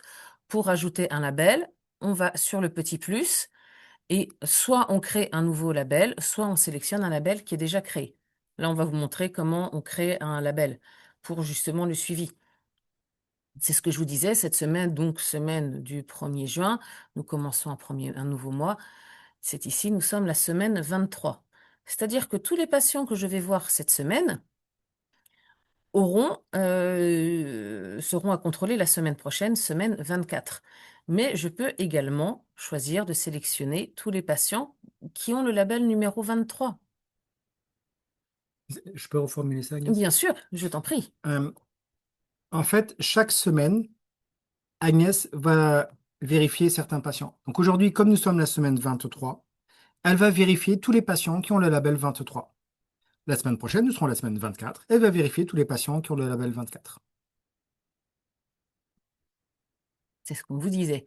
Si les exercices sont bien réalisés, on va rajouter une semaine plus 3, c'est-à-dire la semaine 26. En l'occurrence, ceux que je vois cette semaine, si tout se passe bien, je les revois la semaine, je les recontrôle en semaine 26. En règle générale, on est soit à mi-chemin, soit les exercices sont quasiment finis. Comme on disait tout à l'heure, si on a un souci, je leur téléphone en disant qu'est-ce qui se passe? Pourquoi c'est pas fait? Expliquez-moi. Et je les recheck la semaine d'après. Excusez-moi l'expression, je leur colle au cul, s'il le faut. On peut, donc, comme on disait également, semaine 23, je vais filtrer mes patients. Comment on fait? C'est bien beau. On a l'onglet filtrer sur le côté en haut à droite. On va dessus et on sélectionne l'onglet qu'on veut sélectionner, la semaine, etc. Semaine 24. Et on aura tous les patients avec le label 24 qui vont apparaître. Ça me permet après, en sélectionnant le patient, de voir où il en est dans son suivi. On voit ici le dashboard. Pareil, c'est un de nos patients. On voit quels exercices il a à faire. On voit où il en est dans son suivi, la phase 1, il a la parafonction, le frein lingual qui est coché parce qu'il les a terminés, et les exercices de ventilation. On voit des points de différentes couleurs, vert, jaune ou rouge. Vert veut dire que l'exercice est fait. Orange veut dire qu'il est partiellement fait, en tout cas qu'il n'a pas pu finir la séance complète. Et rouge, il n'a pas fait les exercices ce jour-là, pour diverses raisons. Juste pour le petit point orange, c'est uniquement pour le frein lingual aujourd'hui, je pense. Oui, c'est ça. Non, mais oui, je crois. Non, c'est uniquement aujourd'hui, il y a le seul exercice qui nécessite 3 fois par jour des répétitions, c'est lors de la chirurgie, donc de la frénectomie, où en Oui, fait il y a 3 fois par jour des exercices du coup de la langue, ce qui est normalement, enfin normal. oui. Et c'est là où s'il fait une partie, il y a des points orange. Voilà. Sinon, c'est vert ou rouge. On peut se dire, bah tiens, je vais voir comment il fait les exercices, tel patient. Donc, on va sélectionner un des exercices qui nous intéresse, là en l'occurrence le frein lingual. Donc, on va cliquer sur frein lingual et on va voir la frise qui ne correspond qu'à ce suivi-là. On peut voir à ce moment-là bah, les exercices qu'il a à faire. Et il est possible de voir justement les vidéos des exercices, que ce soit ceux que nous présente Sarah, qui nous explique très très bien comment faire les exercices.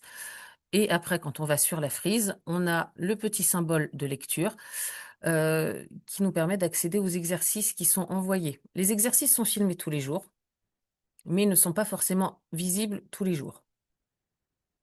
Je voulais, excuse-moi, hein, je t'interromps. Pour ceux Je qui ne t'en connaissent prie. pas Sarah, Sarah, c'est on aurait dû peut-être, enfin, de ton teacher, ça a été créé par docteur Pierre Leclerc, qui est orthodontiste en France, et Sarah, c'est son épouse qui est kiné maxillofaciale. Donc les exercices sont vraiment cadrés par une kiné maxillofaciale. Et elle explique vraiment très très bien les exercices. Les enfants sont accompagnés. Il y a la vidéo là qui montre comment faire les exercices. Et il y a également la voix off qui explique comment faire l'exercice. Ils y arrivent à les faire. Donc après, on va voir l'exercice qui a été fait par le patient. Ici, la vidéo a été floutée pour respecter l'anonymat du patient. Sinon, les vidéos sont tout à fait lisibles et tout à fait claires, je vous rassure. Il n'y a pas de doute là-dessus. Et ça permet de voir comment le patient fait l'exercice. Là, on voit qu'il est accompagné de sa maman, en l'occurrence. On voit bien l'implication des parents à ce niveau-là. Pareil, toujours sur le tableau de bord des patients, on voit les différents patients et les différents onglets, les différents labels qu'on peut avoir. Précise peut-être. Oui. Là, par exemple, sur notre dashboard, vous voyez, on a un avec des problèmes techniques, c'est-à-dire qu'à un moment, il y a eu des problèmes de connexion. On voit que bah, c'est semaine 23 qu'il faut que je le vérifie, d'ailleurs cette semaine. On en a un qui est marqué attente AE, c'est-à-dire qu'on attend l'auto-évaluation. C'est-à-dire que pour une raison X ou Y, soit il n'a pas pu la faire au cabinet, soit il n'a pas pu la terminer. Hein, toujours le petit frère qui met le bazar, le grand cousin à aller chercher au lycée, etc. On en a d'autres bah, qui n'ont que des numéros de semaine en suivi classique. Et typiquement pour le patient, donc la deuxième ligne, hein, pour Brad, qui est en attente d'auto-évaluation, il y a une alerte, enfin, il y a un contrôle qui est demandé à la semaine 22 et un contrôle qui est demandé à la semaine 23. Donc, ça veut dire quoi? Ça veut dire que si à la semaine 22, il n'a pas fait son auto-évaluation, c'est pas bon. Parce que ça veut dire que le patient a été vu probablement à la semaine 21. En règle générale, c'est comme ça que ça se passe. Et si à la semaine 22, il n'a pas fait son auto-évaluation, ça veut dire qu'il a eu toute une semaine et tout un week-end pour faire l'auto-évaluation. Et malgré ça, il ne l'a pas faite. Donc ça, c'est un patient qui commence mal dans la vie. Il va avoir les appels d'Agnès toutes les semaines jusqu'à ce qu'il fasse l'auto-évaluation. Jusqu'à ce que ce soit moi qui l'appelle et qui le ronde en disant, tu es en train de rater ton traitement. Mm. C'est trop dommage, tu payes pour ça. Et tu es juste en train de pas faire quelque chose, pourquoi tu payes? Mais Quand si tu c'est en le... as 15 comme ça, tu vas appeler les 15? Oui, oui, je l'ai déjà fait. Je suis pire que ma mère. Je connais pas l'échelle de ta maman, mais oui. Juste en dessous de la merde, Yasmine. Ok, bon, Ah, ok. continue. Ok. Voilà, mais oui, s'il faut, j'appelle 15 patients dans la semaine en disant qu'est-ce qui se passe. Les pourcentages sont intéressants aussi. Ça, c'est l'assiduité du Le, patient. le taux d'assiduité du patient. Donc là, par exemple, pour Eline, pour la ligne du milieu, la troisième ligne, on voit qu'elle fait, alors je parle sous ton contrôle bien entendu, hein, ça veut dire que sur 44% des jours où c'est demandé de faire l'exercice, sur 44% des jours, elle fait l'exercice. Elle fait l'exercice. Donc ça veut dire que grosso modo, elle le fait que un jour sur deux. Alors c'est OK, mais il faut que les parents ils prennent conscience que ben, si elle fait qu'un jour sur deux, non seulement ben, le traitement va durer plus longtemps, Mais mais en plus, automatiquement, l'application de Tank Teacher va rajouter quelques jours en plus pour compenser la lenteur du système. tout à fait à contrario pour Léandre qui est juste en dessous, qui lui a un taux d'assiduité à 71%, c'est-à-dire qu'il se connecte 7 jours sur 10, quoi. Et qui fait bien les exercices. Donc, on leur explique bien dès la première séance que les exercices sont à faire tous les jours à l'aide du téléphone, qu'il faut se filmer tous les jours. En règle générale, on va dire les séances, enfin les programmes sont prévus pour 90 séances. Je dis bien 90 séances, pas 90 jours. C'est-à-dire qu'un patient qui va le faire un jour sur deux, ça va pas lui prendre 90 jours, mais 180. Un patient qui va le faire tous les jours, ça va lui prendre que 90 jours. Et c'est ce qu'on veut. C'est pour ça qu'on les motive et qu'on les remotive. On précise bien aussi qu'on commence uniquement par les exercices de frein lingual, toujours pour être sûr qu'il n'y ait pas de frein après pour la suite de la rééducation. C'est un petit jeu de mots qui leur plaît toujours aux enfants. Et les exercices de parafonction pour ceux qui s'amuseraient encore à sucer leur pouce, la tétine ou le doudou. Ou ronger les ongles aussi, ça marche. En règle générale, je ne fixe pas de rendez-vous de suivi tout de suite. Je leur explique que c'est en fonction du suivi. Parce que ceux qui font les exercices de frein lingual, bah, comme il faut, le nombre de séances prévues, ça va bien se passer. Je leur dire, bah oui, on se revoit dans 90 jours, 45. Frein lingual, c'est 45 séances. Donc je les revois au bout de 45 jours, 6 semaines. Ceux qui me les font tous les jours, c'est très très bien. Mais celui qui va me le faire qu'un jour sur deux, il va venir, il sera qu'à la moitié du traitement, on n'avancera pas. Je ne pourrai pas lui donner l'éducateur fonctionnel et lui dire de continuer la suite. Donc c'est en fonction du suivi. Je vois déjà au bout d'une semaine et au bout de 3 semaines comment ça se passe. Quand tous les voyants sont au vert, à ce moment-là, oui, je contacte les parents en disant, on va fixer un rendez-vous, j'ai telle et telle proposition, qu'est-ce qui vous convient? Au premier rendez-vous, également, ils savent qu'ils vont devoir porter une gouttière, un éducateur fonctionnel. Dans la majorité des cas, je leur dis, tu le veux de quelle couleur? J'ai ça, ça et ça comme couleur. Qu'est-ce que tu veux? Comme ça, je suis à peu près sûre qu'avec une couleur qui leur plaise, ils vont le porter plus facilement. Au deuxième rendez-vous, je fais alors, comment ça s'est passé? Tout va bien, moi je suis fière de toi. Et vous, qu'est-ce que vous en pensez? Je leur donne à ce moment-là l'éducateur fonctionnel et je leur explique qu'ils doivent le porter dans la journée minimum 1 heure en augmentant de façon progressive. On n'est quand même pas des tortionnaires, on leur dit pas de leur porter 1 heure tout de suite. S'ils y arrivent, c'est très bien, mais on n'est quand même pas des tortionnaires. Et on commence également les premiers exercices de ventilation, qui sont très simples. C'est des exercices de massage des ailes du nez. Donc, quels que soient les enfants, ça passe plutôt bien. Et j'ajoute à ce moment-là le label de la semaine en cours, +3, pour contrôler, voir comment ça évolue. À chaque fois qu'on change de série d'exercices, on propose aux patients et à l'accompagnant de faire le premier exercice au cabinet. On les oblige pas, mais on les encourage à faire ça. Oui, Pourquoi? Comme ça, si jamais il y a des questions, parce qu'il y a toujours des personnalités plus ou moins stressées, inquiètes, impliquées, de bien faire, etc. Comme ça, on leur propose de le faire. Pas tous l'acceptent. Il y en a au bout d'un moment, bon, ils disent non, c'est bon, j'ai compris, je vais le faire à la maison tranquillement. Mais en tout cas, on offre la possibilité de le faire au cabinet. Parce qu'on n'a pas envie que les gens nous disent oui, oui, ils nous donnent l'application et puis nous, on doit se débrouiller, on n'a pas su faire. Non, non. On t'a proposé de faire au cabinet, comme ça on peut t'accompagner si jamais il y a besoin. En fait, le but du jeu, c'est d'élever toutes les excuses ou les fausses excuses qu'on peut nous présenter. les fausses excuses surtout. Euh, Ceux qui n'arrivent pas à trouver 10 minutes dans la journée pour faire leur suivi me rendent chèvre par moment.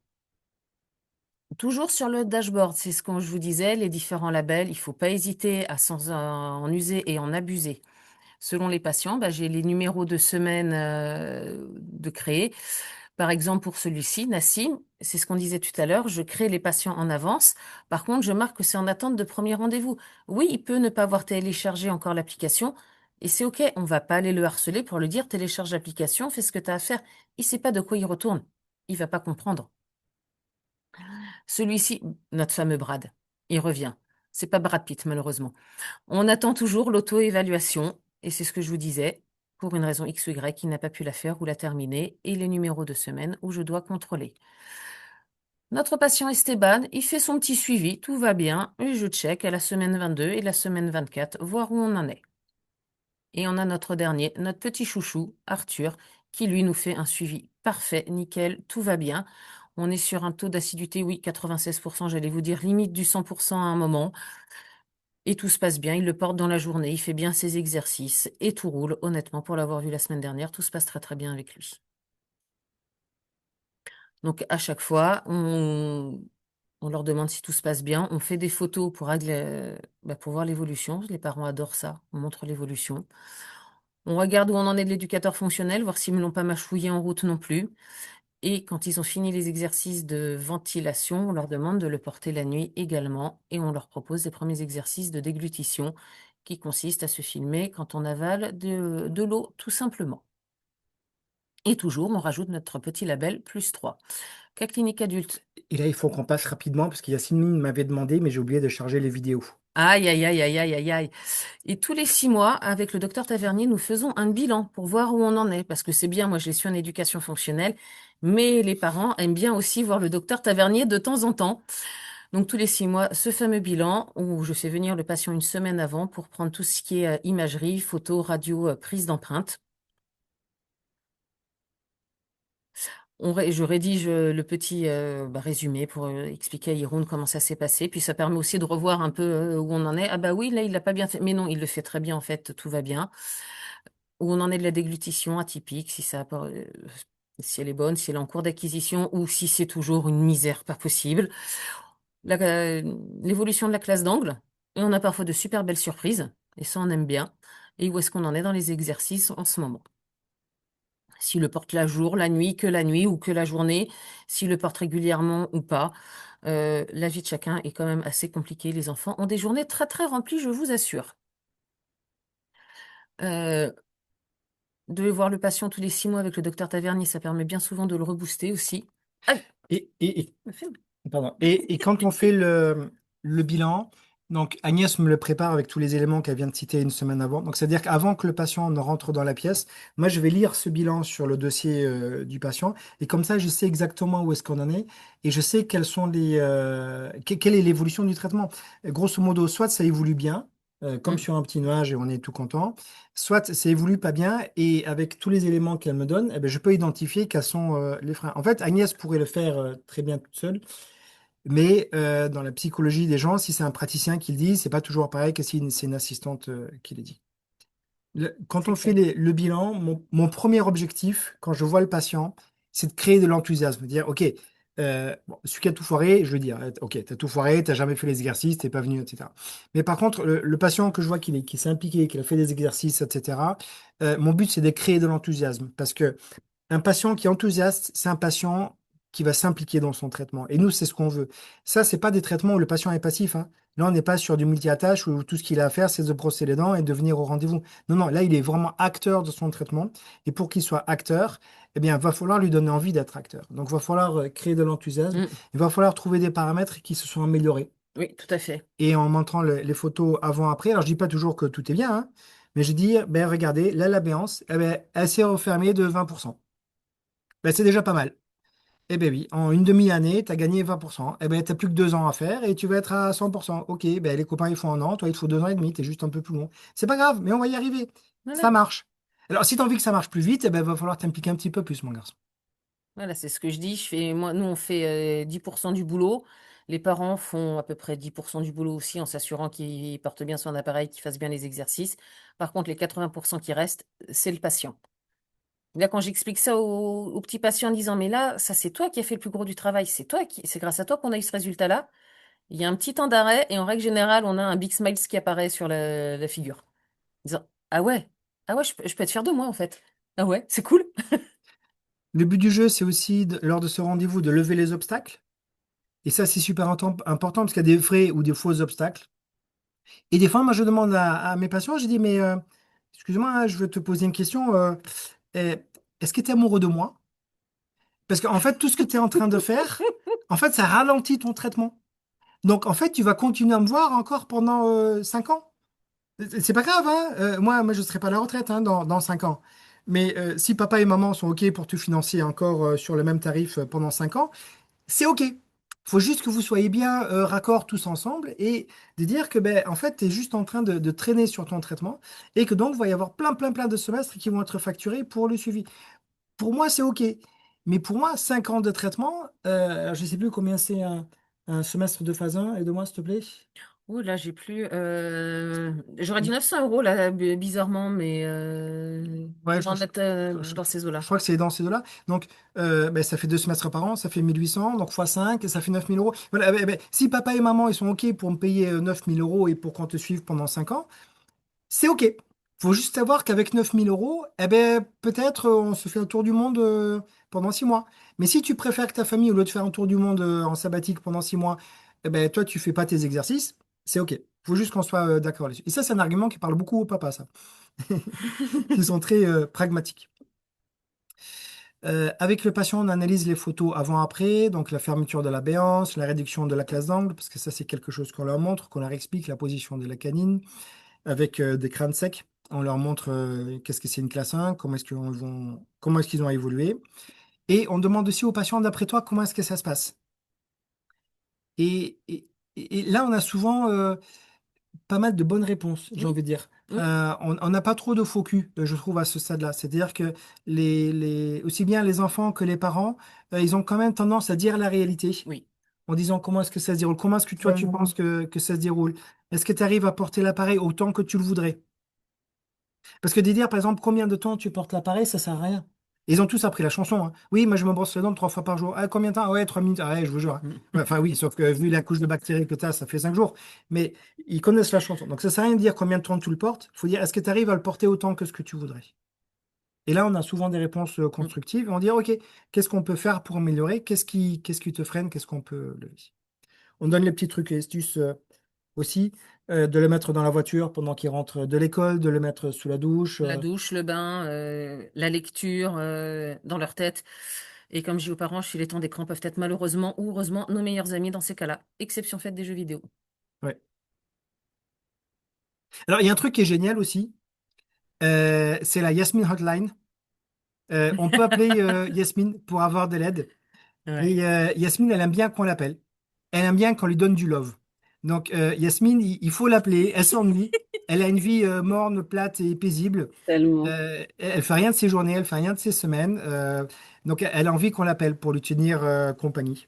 Et Agnès, elle lui tient beaucoup compagnie. Et alors c'est différent parce qu'Yasmine, elle nous fait essayer plein de trucs. Donc, on n'est pas sur un schéma classique, mais chaque semaine, elle passe entre 30 et 60 minutes au téléphone ensemble, hein. Oui, peu de choses près. C'est pas. Alors après, on a pas mal de patients aussi suivis sur Talk Teacher. On a des cas particuliers, comme je disais tout à l'heure. C'est pas un cabinet habituel. Je pense qu'un cabinet habituel, une trentaine de minutes, une fois tous les 15 jours, c'est largement suffisant. Enfin, je sais pas ce que tu en penses, Yasmine.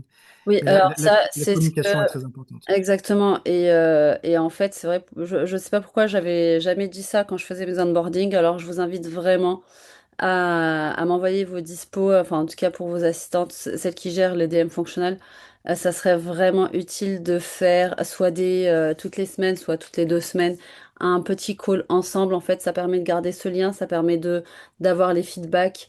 Que vous vous sentiez accompagné et voilà de vous dire en fait ce qui marche pas et ce qu'on envisage de faire, ce qu'on change pas et en même temps comment gérer et aider vos patients, etc. Et c'est vrai que j'avais tendance à ne pas le demander, je sais pas pourquoi. Je pense que la demande venait de toi en plus, Agnès. Et en fait, du coup, Oui. donc, oui. S'il vous plaît, envoyez-moi un email avec vos dispos régulières, le 30 minutes toutes les semaines ou toutes les 2 semaines. C'est vraiment utile pour avancer ensemble sur votre DM fonctionnel. La- L'avantage, l'inconvénient, c'est que nous, en tant que cabinet, on voit notre cabinet, on voit comment ça marche. Mais peut-être qu'il y a d'autres cabinets qui ont déjà rencontré ce problème. Et très probablement, d'ailleurs, c'est ce que je disais, l'idée de ne pas réinventer la roue chacun dans son coin. Enfin, il y en a un qui découvre la roue, il passe les infos à Yasmine, et Yasmine peut donner les infos à tous les autres copains pour débloquer des situations. En fait, Tout à fait, le- c'est déjà arrivé. oui, Yasmine, elle a une vision transversale. Elle voit comment ça se passe dans les cabinets. Elle peut dire, ah ben tiens, si tu veux, je connais telle astuce. Après, si vous avez des astuces que vous voulez pas qu'elle dévoile, ben, ok, mais ça vous lui dites. Mais voilà, c'est cool si elle peut partager l'expérience des autres. En tout cas, nous, tout ce qu'on fait au cabinet, Yasmine le sait. Oui. Et en tout cas, moi, pour ma part, elle peut partager tout ce qu'on fait. Enfin, ça, j'ai toujours été transparent là-dessus. J'ai fait une capture d'écran parce que j'aime bien la petite photo, même si ça me ressemble pas trop ta caricature, mais c'est pas grave. Oui, je l'avais aussi, celle-là. C'est comment je te vois, Yasmine? Alors, ça, c'est Victoire. Alors, Victoire. J'ai juste une petite question. Si on peut avancer, on est déjà à 21h15. Ouais, ça Juste, marche. voilà. Alors, ça, c'est Victoire. Elle a 4 ans et demi et Victoire, elle a quelques difficultés dans la vie. C'est un peu difficile pour elle. Vous voyez, elle a la bouche ouverte, elle bave. Victoire, elle a une trisomie 21. Elle fait des crises d'épilepsie. En cumul de ça, elle a des retards dans le développement. Et bien évidemment, elle cumule aussi avec des problèmes oromyo-fonctionnels. Parce que c'est pas parce qu'on a une trisomie 21 qu'on a qu'une trisomie 21. Elle cumule. Et c'est une patiente qu'on a commencé en suivi d'éducation fonctionnelle. Oui, il n'y a pas très longtemps. Et on avance. Le fait qu'elle déjà elle mette l'éducateur dans la bouche, c'est pas mal. Elle n'a pas encore tout à fait compris comment il faut le mettre, mais on y va petit à petit. Et c'est ce que je disais, c'est cette capacité qu'il faut avoir d'adaptation Oui. et ne pas standardiser les traitements juste parce que Agnès et Yeroun et Yasmine, ils ont dit, OK, il faut faire comme ça. Non, non. Ça, c'est pas la vraie vie, hein. Chaque patient est différent. Il faut vraiment s'adapter, déjà à chaque cabinet, comme je disais, et ensuite à chaque patient. Il n'y a jamais deux fois la même chose. Et c'est ça qui est sympa aussi. Elle rentre pas dans les petites cases, c'est ce que je préfère. Oui. Et justement, pour les patients qui rentrent pas dans les petites cases, on peut combiner avec ou à la place de Tongue Teacher, on peut combiner le DM Observation qu'on a utilisé pendant longtemps à Yasmine avant de passer sur Tongue Teacher quand Tongue Teacher n'était pas encore développé. Mm. DM Observation peut s'utiliser à partir de 3 ans. Un scan est demandé chaque mois et on a une facturation forfaitaire pour 3 ans. Alors, je ne sais plus comment c'est, mais c'est pas énorme qui permet de suivre pas mal de paramètres dentaires et orthodontiques, qui permet aussi d'utiliser le chat, hein, la discussion instantanée qu'on a sur le côté, et ça permet d'envoyer des vidéos. Oui. Et avant qu'on ait le plaisir d'avoir Tongue Teacher, Agnès faisait les vidéos, envoyait les vidéos aux patients pour dire, ben voilà, il faut faire comme ça. Elle faisait ça. C'était la Sarah des observations, en fait. Et du Oui, coup, je leur montre au cabinet déjà, surtout. et du coup, le patient renvoyait les vidéos dans le chat. Donc maintenant, on a arrêté parce que Tank Teacher est quand même beaucoup Euh, plus ergonomique. Mais par contre, avec DM Observation, on a beaucoup plus de souplesse. On a beaucoup plus de souplesse. J'en ai encore qui sont sur DM Observation, qui finissent leur suivi de cette façon-là. Alors, juste pour remettre un petit peu dans le discours, donc vous avez arrêté les vidéos du fonctionnel sur DM Observation. Pour l'énorme Parce que, majorité des patients, oui. voilà, bah oui, parce que du coup, vous les mettez maintenant sur DM Functional, donc forcément, il n'y a pas Oui. d'utilité de mettre les deux. Donc, juste pour remettre dans le contexte, avant la création de Data Teacher, on avait démarré il y a 2 ans manuellement une façon de faire pour gérer le tracking du fonctionnel. Donc, on avait fait des vidéos, des machins, demandé aux patients manuellement et certains cabinets qui le faisaient. Donc, du coup, gérer manuellement les vidéos, enfin, tout un truc pas très ergonomique, mais en tout cas, on faisait de notre mieux pour essayer d'avancer. Et du coup, effectivement, on les mettait sous DM Observation. Comme ça, il y avait le suivi complet. Maintenant qu'il y a de DM fonctionnel, donc ces vidéos-là, il n'y a plus besoin de les faire. Donc Agnès, elle résorbe le reste des patients qui sont sur ces vidéos-là. Mais du coup, donc il y a toujours le DM Observation pour gérer l'hygiène, les caries, les éruptions, etc. Maintenir le patient au cabinet parfois et tout ça. Et, ou entre deux phases, quand vous... En fait, le DM Observation, il faut savoir, c'est 36 mois, 99 euros hors taxe. Donc à peu près 120 euros, 121 euros, enfin je sais plus trop les calculs en TTC. Et en fait, du coup, vous pouvez le démarrer et l'arrêter et le reprendre, etc. C'est 36 mois de traitement. Donc généralement, on le commence avant la phase 1 pour différentes raisons. Et ensuite, entre la phase 1 et la phase 2 en surveillance. Donc je sais qu'il y a des praticiens ici présents en ligne, ils facturent ça en surveillance aussi. S'ils veulent donner leur expérience, ça serait top aussi. Et en fait, du coup, et après, voilà, donc vous pouvez vraiment manager ça de différentes façons. Effectivement, donc maintenant, les vidéos sont sur DM fonctionnel. Et c'est un scan par mois, le DM observation, pour pas embêter le patient, parce que ça reste quand même voilà, une surveillance, c'est dans l'idée. Et après, on peut toujours demander des scans exceptionnels, hein. On peut toujours demander des scans Des scans d'urgence. additionnels, tout à fait. Ouais. Au niveau du temps de travail, donc si on combine le disjoncteur palatin avec l'éducateur fonctionnel, donc disjoncteur palatin, ben, ça c'est moi qui le gère avec les assistantes cliniques. Donc une semaine avant le rendez-vous, on fabrique les disjoncteurs palatins sur les bagues anatomiques. Ensuite, on pose le disjoncteur palatin. Grosso modo, un mois après, ça dépend du nombre de tours qu'on a calculé, on va bloquer le disjoncteur palatin. Et au bout de 6 mois, on dépose le disjoncteur palatin. Donc temps praticien, c'est à peu près 25 minutes. Et ton assistante, c'est à peu près 55 minutes. Donc, grosso modo, 1 heure de temps d'assistante. L'assistante met plus de temps parce que ben, elle m'assiste tout au long au fauteuil, mais elle va donner toutes les explications. Elle va vérifier que l'appareil soit prêt en temps et en heure. Elle va remplir le dossier, etc. Pour la partie éducation fonctionnelle, donc ça, c'est Agnès qui va gérer. Donc, au début, pour le mois zéro, elle donne les exercices du frein de langue. Ensuite, les exercices de ventilation et le port diurne. Une semaine avant le 6e mois, c'est théorique, hein. Elle prépare le pré-bilan, donc elle prend la panneau, les photos, les annotations. Euh, une semaine après, donc là j'interviens avec Agnès, on fait le bilan, on le fait Mm. toujours ensemble. Oui. Euh, Elle donne les exercices de déglutition, on demande de porter l'éducateur fonctionnel le jour et la nuit. Ensuite les exercices de mastication. Ensuite elle prépare le bilan au 12e mois et ensuite on fait le bilan. Voilà, ça c'est un peu le schéma idéalisé du patient. Au bout d'un an de traitement, là ici, au bout des 2 mois, des 2 semestres, pardon, on a à peu près 190 minutes de temps de travail Agnès et une quarantaine de minutes de temps de travail praticien. Parce que moi, j'interviens au mois 6 et au mois 12 pour faire les bilans avec Agnès. Et Agnès fait toute la partie suivi éducation fonctionnelle. Donc, c'est ce que je disais tout à l'heure, c'est que ben, pour faire le suivi, il faut du temps et il faut des sous. Parce que ben, ce truc-là à côté de moi, ça coûte cher.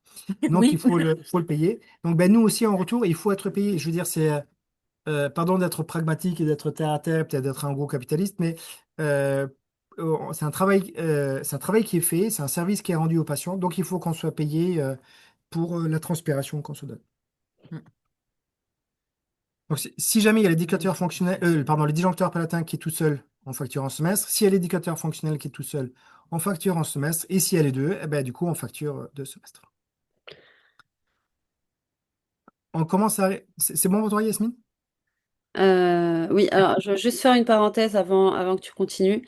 Une petite parenthèse. Nous avons aujourd'hui avec nous Laura Renouvelle qui est présente sur notre webinar. Laura va faire un webinar jeudi à 13 heures idéalement pour aider vraiment les assistantes à comprendre un petit peu ça fonctionne au cabinet. Brièvement, j'avais connu Laura il y a 2 ans sur un atelier de FX, donc le séminaire annuel de Ortho Plus, qui est beaucoup très multidisciplinaire et pas juste dédié aux EF. Il y a beaucoup de monde, dont le docteur Julia Colnevi et des orthophonistes, des ostéopathes, etc. Et en fait, l'atelier de Laura, c'était tellement ludique et que j'ai utilisé ça sur ma propre fille qui avait 2 ans à l'époque, maintenant elle a 4. Et en fait, en utilisant des exercices de Sarah couple et essayer de donner des idées super ludiques à faire en famille, en fait, ça passe tellement bien. Et c'est pour ça que je lui ai demandé de faire ce petit webinar pour vous montrer sa façon de faire. Alors, elle n'utilise pas DM, elle n'utilise pas DM fonctionnel, elle n'utilise pas de Tongue Teacher. Donc, du coup, ça sera vraiment dédié à l'éducation fonctionnelle cabinet. Laura, si tu peux juste 30 secondes, si tu es encore là. Oui, elle est là. Bien sûr, je suis là. J'écoute attentivement depuis tout à l'heure. Donc oui, effectivement, jeudi à 13h, ça serait une joie pour moi de pouvoir intervenir justement sur toute la partie aussi, dont le docteur Tavernier a un petit peu parlé, de l'observation, mais aussi de questionner aussi le patient avec le questionnaire médical pour connaître aussi leur histoire fonctionnelle, qu'on ne connaît pas toujours juste en observant. Et après, de pouvoir justement détecter les dysfonctions orofaciales avec des petits tests simples et de leur donner des exercices qu'on appelle des jeux les plus ludiques possibles pour qu'ils puissent adhérer et motiver avec les outils de motivation et en supplémentaire, pour Ouais. qu'ils adhèrent entièrement à la rééducation fonctionnelle. Donc du coup, je vous enverrai le lien demain matin pour vous inscrire si vous souhaitez assister au webinaire du jeudi. Voilà, c'était une petite Oh, parenthèse. Sorry. Prochain. cherchez le mot.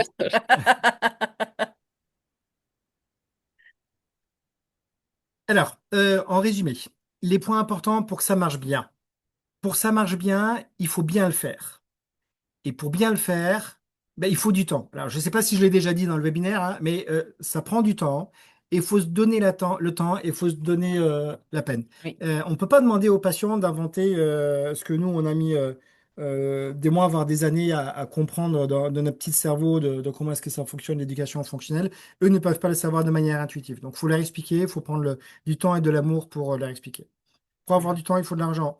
Pour avoir de l'argent, ben, il faut que ce soit payé. Il faut une structure claire. Pour Agnès, pour ses collègues, on a fait un arbre décisionnel. On l'avait fait ensemble, hein, si je me oui, souviens bien. On l'avait fait ensemble parce que euh, déjà Agnès, elle a une façon de voir qui est beaucoup plus pratico-pratique que moi. Je suis un peu plus théorique qu'elle. Et elle qui est au contact des patients tous les jours dans la vraie vie, qu'elle est même dans le cambouis, on va dire, ben, elle connaît ouais. leurs remarques, elle connaît les vrais problèmes, les faux problèmes qu'on peut avoir, que moi, j'ai pas forcément. Il faut des formations. Pareil, Agnès, elle peut pas intuitivement tout comprendre. Il faut qu'elle suive des formations. Il faut lui payer le voyage, il faut lui payer les formations. Et de l'autre côté, ben, il faut qu'Agnès elle fasse des remontées. Il faut qu'elle les fasse à Yasmine et ou à moi. Il faut qu'elle dise, ben ça, en fait, on pensait que c'était super génial, mais en fait, c'est tout pourri comme idée. Et du coup, ben, c'est comme ça aussi qu'on s'améliore et qu'on Tout apprend, à hein. fait. Euh, il faut Yasmine. Ça, c'est important. Il faut qu'il y ait des appels réguliers. Parce que, comme je disais, Yasmine, elle a une vue transversale sur les autres cabinets. J'ai déjà mon premier rendez-vous. On m'a écrit en live. Oh! Il faut comprendre l'éducation fonctionnelle et il faut l'expliquer aux patients. Je ne sais pas si je l'ai déjà dit, mais en tout cas, ils ne peuvent pas le savoir intuitivement, il faut l'expliquer. Et dans le mot comprendre, il y a comprendre. Dans le mot, donc ça veut dire qu'il faut que Agnès, elle puisse aussi comprendre comment est-ce que ça fonctionne. Donc il faut que moi je passe du temps à lui expliquer aussi, ben, avant le premier patient, comment est-ce que ça se passe, qu'est-ce qui est important, quels sont les points d'alerte, qu'est-ce qui est normal, qu'est-ce qui n'est pas normal, etc. Il faut qu'elle explique. Dans le mot expliquer, il y a expliquer. Donc Oui, ça, je passe du temps à expliquer. oui, et ça ne peut pas être standard. On est tous différents, on a tous des façons différentes de réfléchir. Elle va pas expliquer de la même manière à Gisèle qui a 77 ans que ce qu'elle va expliquer à petit Lucas qui a 4 ans ou à Arthur qui a 8 ans. C'est juste pas le même discours en fait. Et donc comprendre, expliquer et à s'adapter. Ça, j'ai dit aussi plusieurs fois Ah pendant oui. le webinaire. Il faut s'adapter aux patients, il faut s'adapter à ce rythme de progression.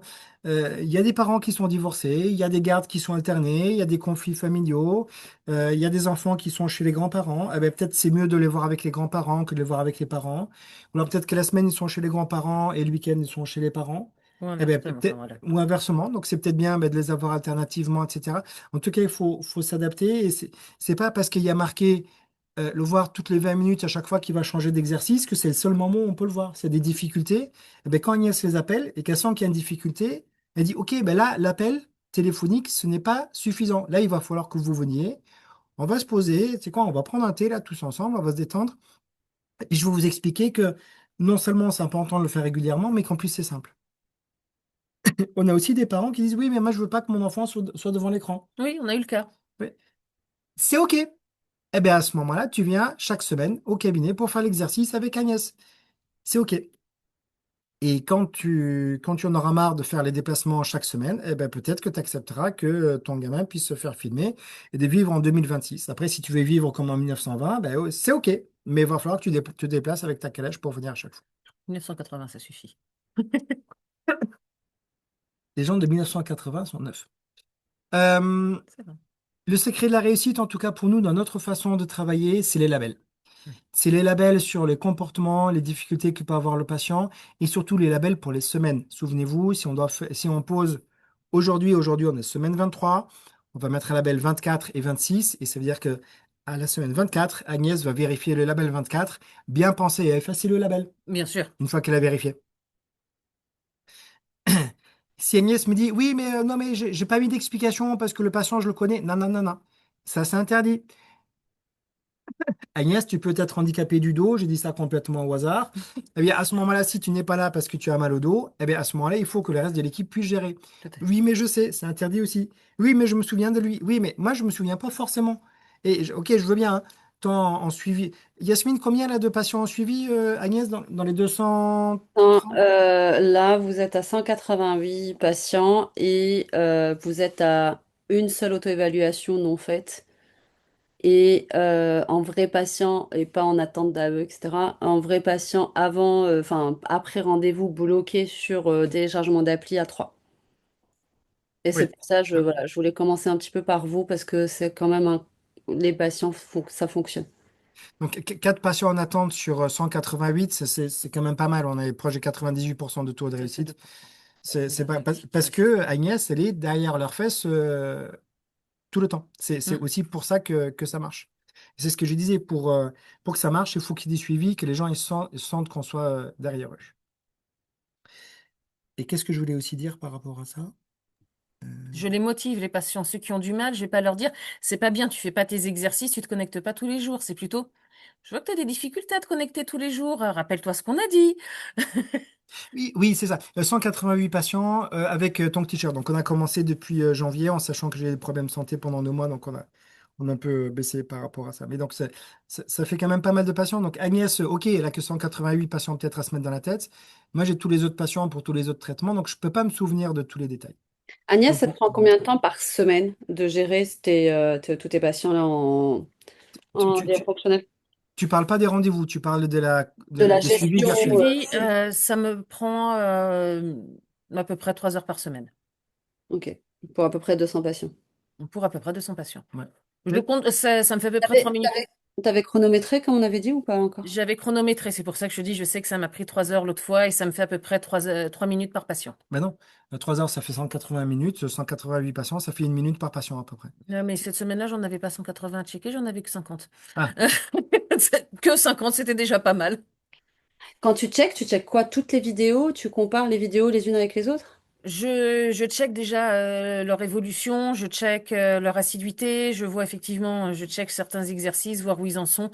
Il y a des exercices qui sont très simples, je sais que il y a pas de grande difficulté. Puis d'autres, je sais, oh, attends, toi celui-là, je vais regarder comment il me le fait, celui-là d'exercice. Ah ouais, effectivement, non, c'est bon, ça va. Il le fait peut-être pas tous les jours, mais tout va bien, il progresse, etc. Et qu'est-ce qui te ferait aider pour baisser ce temps-là? Parce que là, on va sortir, donc Data Teacher va sortir les SMS de relance, parce que les Oh, mails quel bonheur! ne passent plus. Donc là, il y aura les SMS de relance, donc ça va être Bien. génial déjà. Voilà. Pour le moment, c'est tout ce que je peux faire pour toi. C'était déjà pas mal. Après, il y en a certains, oui, comme on disait, ceux qui sont en garde alternée ou quoi. J'ai quelques mamans qui me disent, non, mais là, c'est même pas la peine. Une semaine sur deux, il est chez papa. Chez papa, il fera pas les exercices, c'est pas la peine. Ok, bon, bah, je sais que j'ai une semaine qui est bien, une semaine qui est moins bien.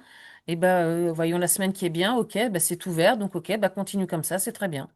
Encore une fois, il faut s'adapter. Si pour le même traitement chez un patient, il faut 2 ans, ben, il faut deux fois plus de temps. Pas Ben, 2 ans. c'est comme ça. Les parents qui sont divorcés, on a du mal à les rabibocher ensemble. Donc ça, Mm. c'est la situation de départ.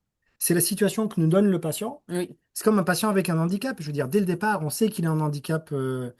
Voilà, la petite Victoire, par exemple, avec sa trisomie 21, on sait que c'est pas un traitement qui va durer 1 an. ah non, ça c'est sûr.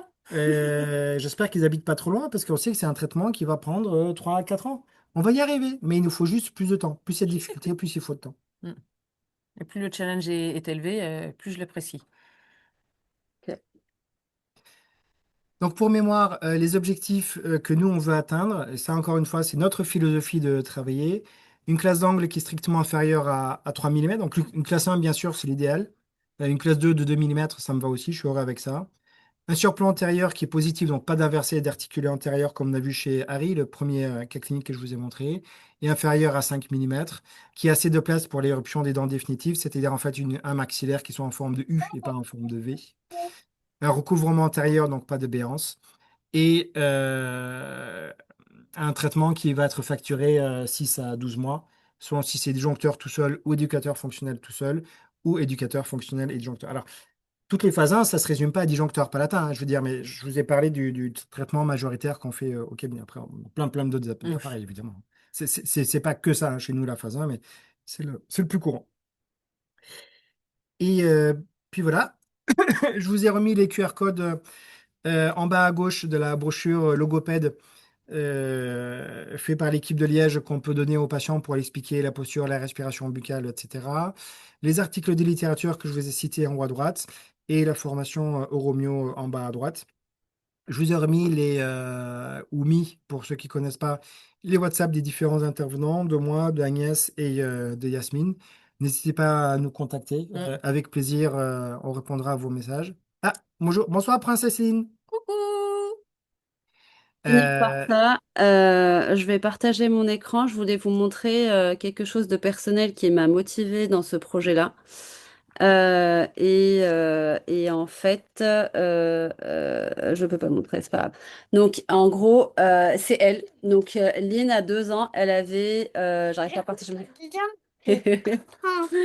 Donc, elle avait obstruction sévère des amygdales. Elle avait une apnée du sommeil et tous les signes ben, qu'on a vus d'un visage d'un faciès adénoïde.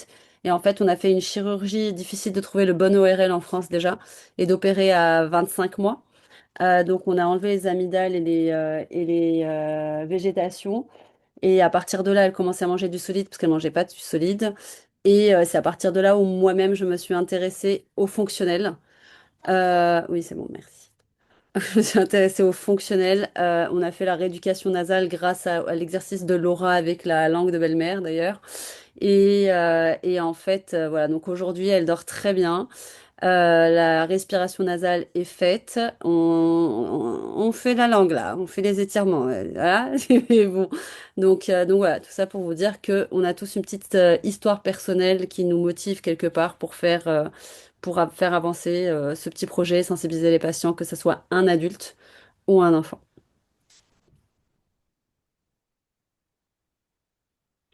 Voilà, voilà. je te laisse le mot de la fin, Yasmine. Oui, donc écoutez, parfait, vas-y. Oui, je te laisse le mot de la fin. Ah, le mot de la fin, pardon. Bah écoutez, en tous les cas, n'hésitez pas donc à m'envoyer vos rendez-vous. N'hésitez pas à partager. Alors au-delà de, c'est bien des M fonctionnels, mais enfin, pour moi, il faut vraiment sensibiliser les parents, les adultes, quand un adulte il a une béance antérieure, ou même ils sont souvent ah, je suis trop fatiguée, pourtant j'ai dormi la nuit, ou je manque d'énergie, donc ils ont tous, voilà, que ce soit un adulte ou un enfant. Moi, je pense que c'est un projet très beau voilà, à partager à grande échelle, à prendre avec amour, avec cœur. Et voilà, donc n'hésitez pas en tout cas pour ceux qui ne sont pas sur DM Fonctionnel, si vous voulez une démo en live. Donc je peux vous envoyer mon calendrier. Pour ceux qui n'ont pas encore pris rendez-vous avec moi pour des weekly ou des calls toutes les 2 semaines, bien sûr on adapte et on change en fonction des disponibilités de chacun. C'est très important de le faire. Et voilà, donc Iron et Agnès restent disponibles si vous avez des questions. Jeudi avec Laura, c'est très important et intéressant pour l'éducation fonctionnelle. Oui, Et si vous voulez venir au cabinet, vous êtes les bienvenus. Oui, Tant que vous amenez l'apéro, on vous partage complètement notre façon de travailler pendant qu'on est avec les patients. Un jour, on est là avec les patients, ou alors un jour, si on n'est pas là, ça va peut-être rien devenir, mais même un jour où on est plus dans la gestion, sur l'organisation, etc. Vous êtes les bienvenus au cabinet. Avec plaisir, on vous accueille. bien sûr. Les équipes toutes seules, ou les praticiens tout seuls, ou les praticiens avec les équipes. Voilà, nous on est complètement ouvert par rapport à ça, parce que je soutiens tout à fait Yasmine. Nous, ça nous tient à cœur d'aider les petits patients. Et moi, et l'orthodontie les grands, et précoce, les c'est grands, c'est- et c'est les ce que je grands. fais plus. Hein, et les grands, oui. Oui. L'orthodontie précoce, vraiment, c'est quelque chose que j'aime, et le service rendu aux patients est juste phénoménal. Donc, nous, on est toujours heureux de partager ça. Mm. Et pour ceux parce que Agnès, tu as été formée, tu as fait les ateliers de Laura, et juste pour information, alors je ne connais pas d'autres personnes pour le moment en France, mais en tout cas, moi je connais Laura. Et en fait, voilà, pour monter en compétence le staff, etc., Laura fait des audits en cabinet, elle fait des formations aussi dans ce sens-là, parce elle est spécialisée dans les formations des équipes dans l'éducation fonctionnelle. On en reparlera jeudi. Voilà, Mm. bah écoutez, merci à tous pour votre présence, aussi tardive qu'elle soit. Merci Yvonne et Agnès pour toute l'énergie et l'amour que vous portez au projet, malgré des débuts assez difficiles, parce que c'était un bébé naissant forcément. Donc, en tout cas, merci de votre compréhension par rapport à ça. Et On merci avait peur que tu nous engueules, hein. toujours peur de Des moi, de toute façon. difficultés? Quelles difficultés, Jérôme? Ouais, tout va En bien. tous les cas, on se voit jeudi à 13h pour le webinar de Laura. Je vous envoie le lien demain. Et voilà, voilà. Merci à Ben, tous. Bonne merci à vous. soirée. Au Merci beaucoup. revoir. Merci à vous. Bonne soirée.